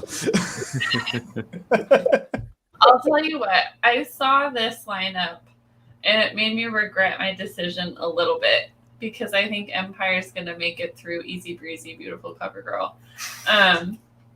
I think Mask of the Phantasm is great. I don't think it's good. I think it's great. That being said, Empire is my favorite Star Wars movie. No flaws detected. It's pretty much perfect all the way through. And as great and wonderful as I think Mask of the Phantasm is, I don't think it's at the level of Empire. That makes it sound like I don't like it. I love Mask of the Phantasm. Like Jacob said, Mark Hamill being unleashed on that movie was just thrilling to watch. I love Mask of the Phantasm. And now I really wish that I had picked Logan because I am going to vote for Empire. So. Well, you can't take it back, Lauren. Mara? Good. Moves too deep. Mara, do you want to go now? No, I don't. Okay, fair enough. Well, here, listen. I see which way the wind's blowing here. Listen, here's what I'll do. They're both great movies. I would probably, in a different circumstance, if I were the tiebreaker, vote for The Empire Strikes Back. But I see which way we're leaning here. So I am going, because I don't think this movie's too good to get blown off the map with no votes, potentially. So I'm going to vote for Batman Mask of the Phantasm because I respect, first of all, I think that overall, holistically, I think that the animated series / Mask of the Phantasm aesthetic is the one that nailed Batman better than any other version ever. Yep. I think that Kevin Conroy nailed the difference between Batman and Bruce Wayne better than any other Batman actor ever. I think that Ephraim Zimbalist Jr. is a great Alfred. He's sassy. Yeah, he's got some sass, Alfred, which I like. They're able to do a Batman origin story, but they don't have to do all of the Batman origin story-ish stuff. And it's about conflict in his life and not wanting to be Batman anymore. It takes little bits and pieces. And I think other Batman movies took little bits and pieces from this movie. I like that they sold this movie on an original villain. Like, this has the Joker in it, but if you didn't know the Joker was in it, like, he's not on the poster. It's Mask of the Phantasm. I think that if they put Joker on the poster, I think that they maybe would have done better at the box office. But I think they were like, no, because that's not really what the movie's about. Like, Joker's in it, but it's one of the few stories that Joker's in where he doesn't like overwhelm the story completely. He's just a player in the story and makes sense why he's there. It's a really well-told Batman story, and I think like all around, I mean, it's one of the top 3 Batman movies, I think, easily, when you just look at just the all-around product. So I will make my stand, and I'll plant a flag for Batman Mask of the Phantasm. It has the misfortune of being up against The Empire Strikes Back instead of like Red 2, but hey, that's how the random wheel of fate works. So I'll plant a flag for Batman Mask of the Phantasm. I respect that. I'm glad someone. Yeah, like this, you're right. This one doesn't deserve to just go 7-0. This is Mask of the Phantasm does deserve to have at least some votes for it. So, Ben, you want to go next? Sure. This is very hard because I grew up with the animated series. That is what she said, Mara. That is what she said. I grew up with the Batman animated series, and it was like Dan is saying, it set the stage for Gotham. Kevin Conroy is the best Batman. Mark Hamill, it's hard to compete with 2 Oscar winners or 3 Oscar winners now with Joker, but Mark Hamill definitely is Joker. And yeah, we've never seen Batman sweat the way he does in Mask of Phantasm 2. Like, he almost gets caught a lot. Like, the police are on his ass. Batman is always the coolest. guy in the room. He's always a step ahead. He is not a step ahead. He is constantly grasping at straws in this movie, trying to keep up with people that are constantly outwitting him and outplaying him and outgunning him. And I like that. I like seeing Batman's back against the wall. And on the same side, that's exactly what Empire Strikes Back is that they're constantly up against the wall the entire movie. It is like such a trope now that the sequel is our protagonists getting their asses kicked over and over again, and that comes from Empire Strikes Back. That we got the happy ending, we got the medal ceremony and the presentation, only to be found next time they are huddled on a cold ice planet, hoping to just not be discovered. Like they're not really even fighting back; they're just hiding. And then the whole movie is them running and things going wrong over and over again. We got the March of the Empire from Empire Strikes Back. We got, the asteroid, the like that whole score. Like John Williams, this is easily his best score, is Empire Strikes Back. So this is very difficult because whatever your Star Wars ranking is, Empire is usually 1 or 2. It's usually 1 or 2, whether you have something unless you're above a monster. Unless you're a monster and have The Last Jedi's number 1. Oh no. I mean, I dig being a monster, so I'm cool with that. Yeah. So this is get that bitch off the wall there. Right. It is very difficult. Because I love both of these movies. But I am gonna let the other since Return of the Jedi got through, Empire is just that good of a movie, but so is Mask of the Phantasm. I think that Empire does benefit from being a part of a trilogy. If Empire was on its own, I think Mask of the Phantasm would have a better shot at this, but we are building on characters we already know. If you didn't watch the entire animated series or, at least 2 or 3 seasons of it, you're not really attached to Kevin Conroy's animated Batman or Mark Hamill's animated Joker. You should be, but maybe you're not. For some reason, they took this big risk of not putting Joker on the cover, of not, leading with him, which would never happen nowadays. Nowadays, it would be Batman, Joker, and hey, a brand new villain you've never heard of, but don't worry, the Joker's in it. We promise the Joker's in it. That would literally be the subtitle. Yeah. But Batman, I'm voting. We promise the Joker is in it. I'm voting for. I promise the Joker's in it. Yeah, it really is.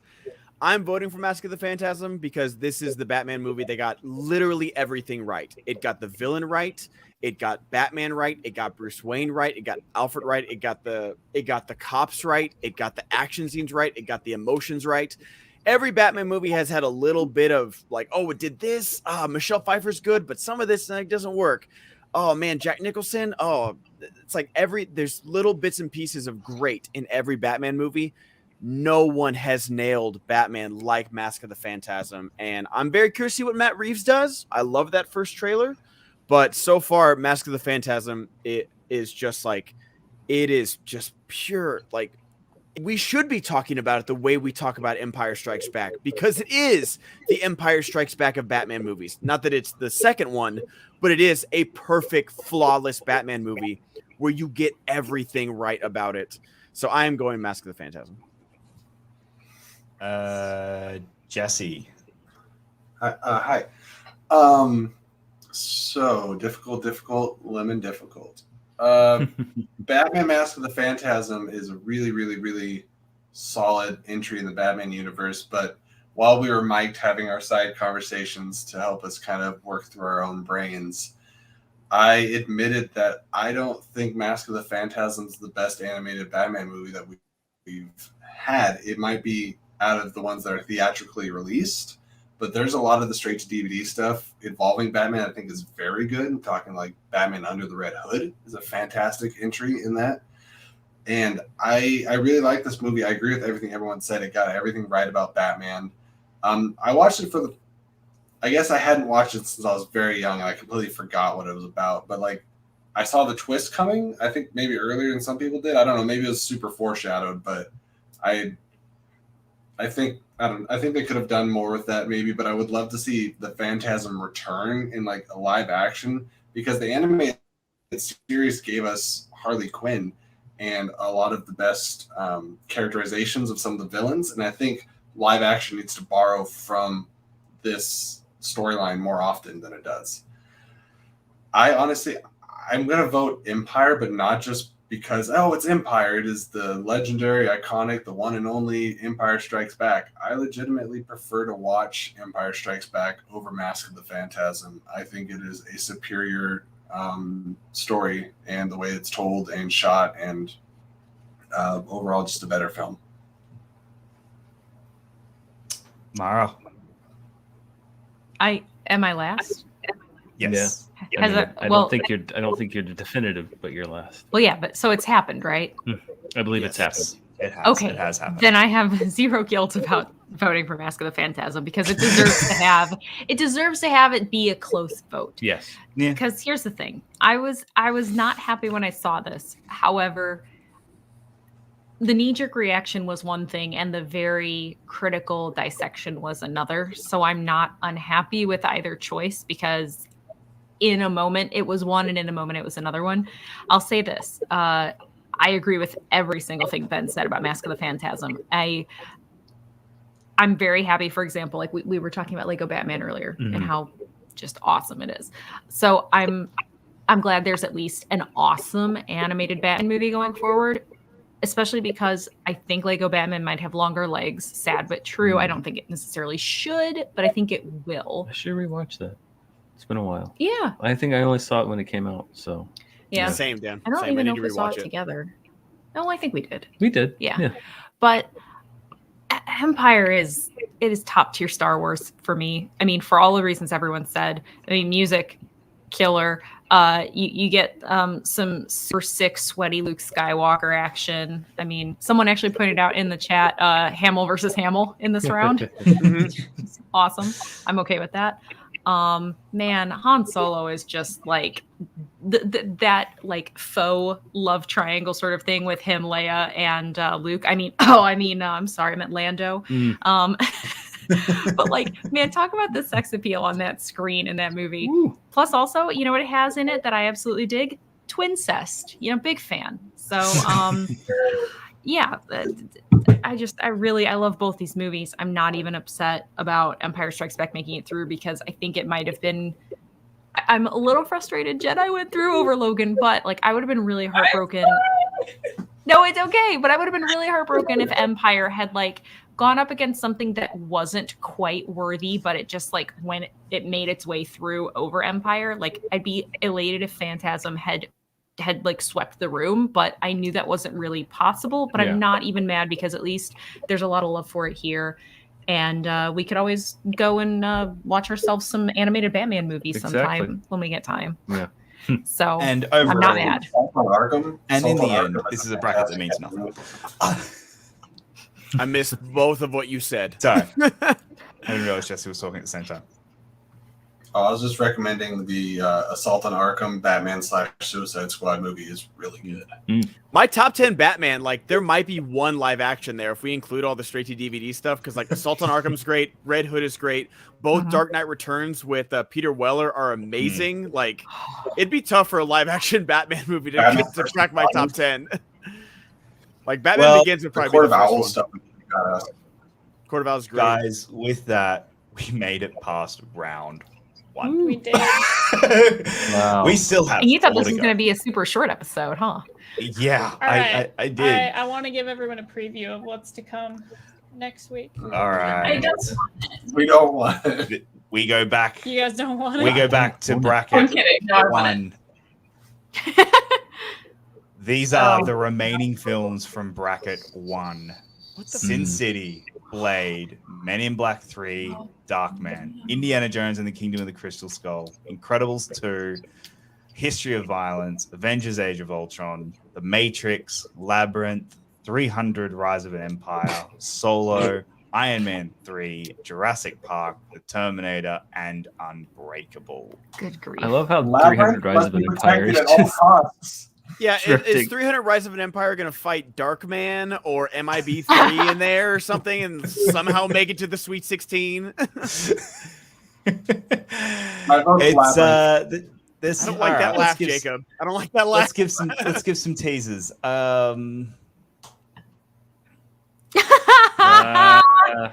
Wow, of course.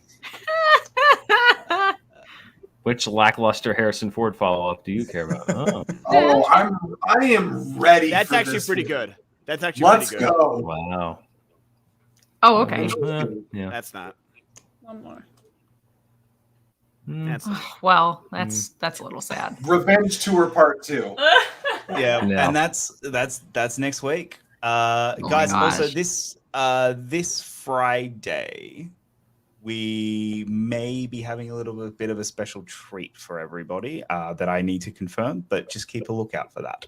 Yeah, we might have a fun little thing happening on this channel, keep but we everybody will posted. I need to get everyone's schedules booked and organized, but we might have something fun for everyone. Guys, thank you so much for this. The fact that we made it through round 1, I'm actually like we did 8 rackets. Yeah, we did 8 full 32 people brackets. Yeah, It's pretty good. And we actually have gotten through 200. I'm still sweaty from that one choice. We have actually gotten through tough. we went through 256 movies. Wow. And are now down to down half that. 126. Sure. Yeah. So yeah, thank you. 128. I can't do math apparently. Thank you very, very much, guys. I hope you're all having a blast with this show. Thanks to everyone who tuned in, who's been in the Yes. chat. Like, Make sure you like the video. Hanging out, everyone who's been voting on the Twitter polls, because you guys like getting involved in all of that. So that's been a lot of fun. Thank you very much, Ben, for jumping on this week. I hope you enjoyed it. And Dan for coming in the last minute and for the torture rounds. Thank you very much. Exactly. Now Dan has to go make me dinner. Yes, I do. Okay, thank you. Bye. Everyone who is on the show, all of their links are down in the description to find them on social media in various different places. So check that out. We are very, very excited to be back next week to start round 2 officially. We're going to circle back around and start getting matchups again for movies we've already talked about. So we're going back. There's no new movies. I know. That's it. I know. You have heard our opinions on all of them. They're just about to get more intense. Yes. Not necessarily, because I had to miss a week, so you haven't heard my opinions on all I mean, it depends on who's Yeah, we've missed a couple weeks. So, you had to go and get married. Yeah. God. Jesus. Next week is also it is a public holiday here in Australia, so we are getting very drunk. Day drinking next week. It's gonna be a lot of fun. So we hope you join us next week, same time. We're gonna have a lot of fun. Thank you so much to everyone involved with this. I'm genuinely in shock that we've made it. We actually got through the entire first round. So thank you very much, guys. And until next time, we will see you next week. Bye. Bye, guys. Bye.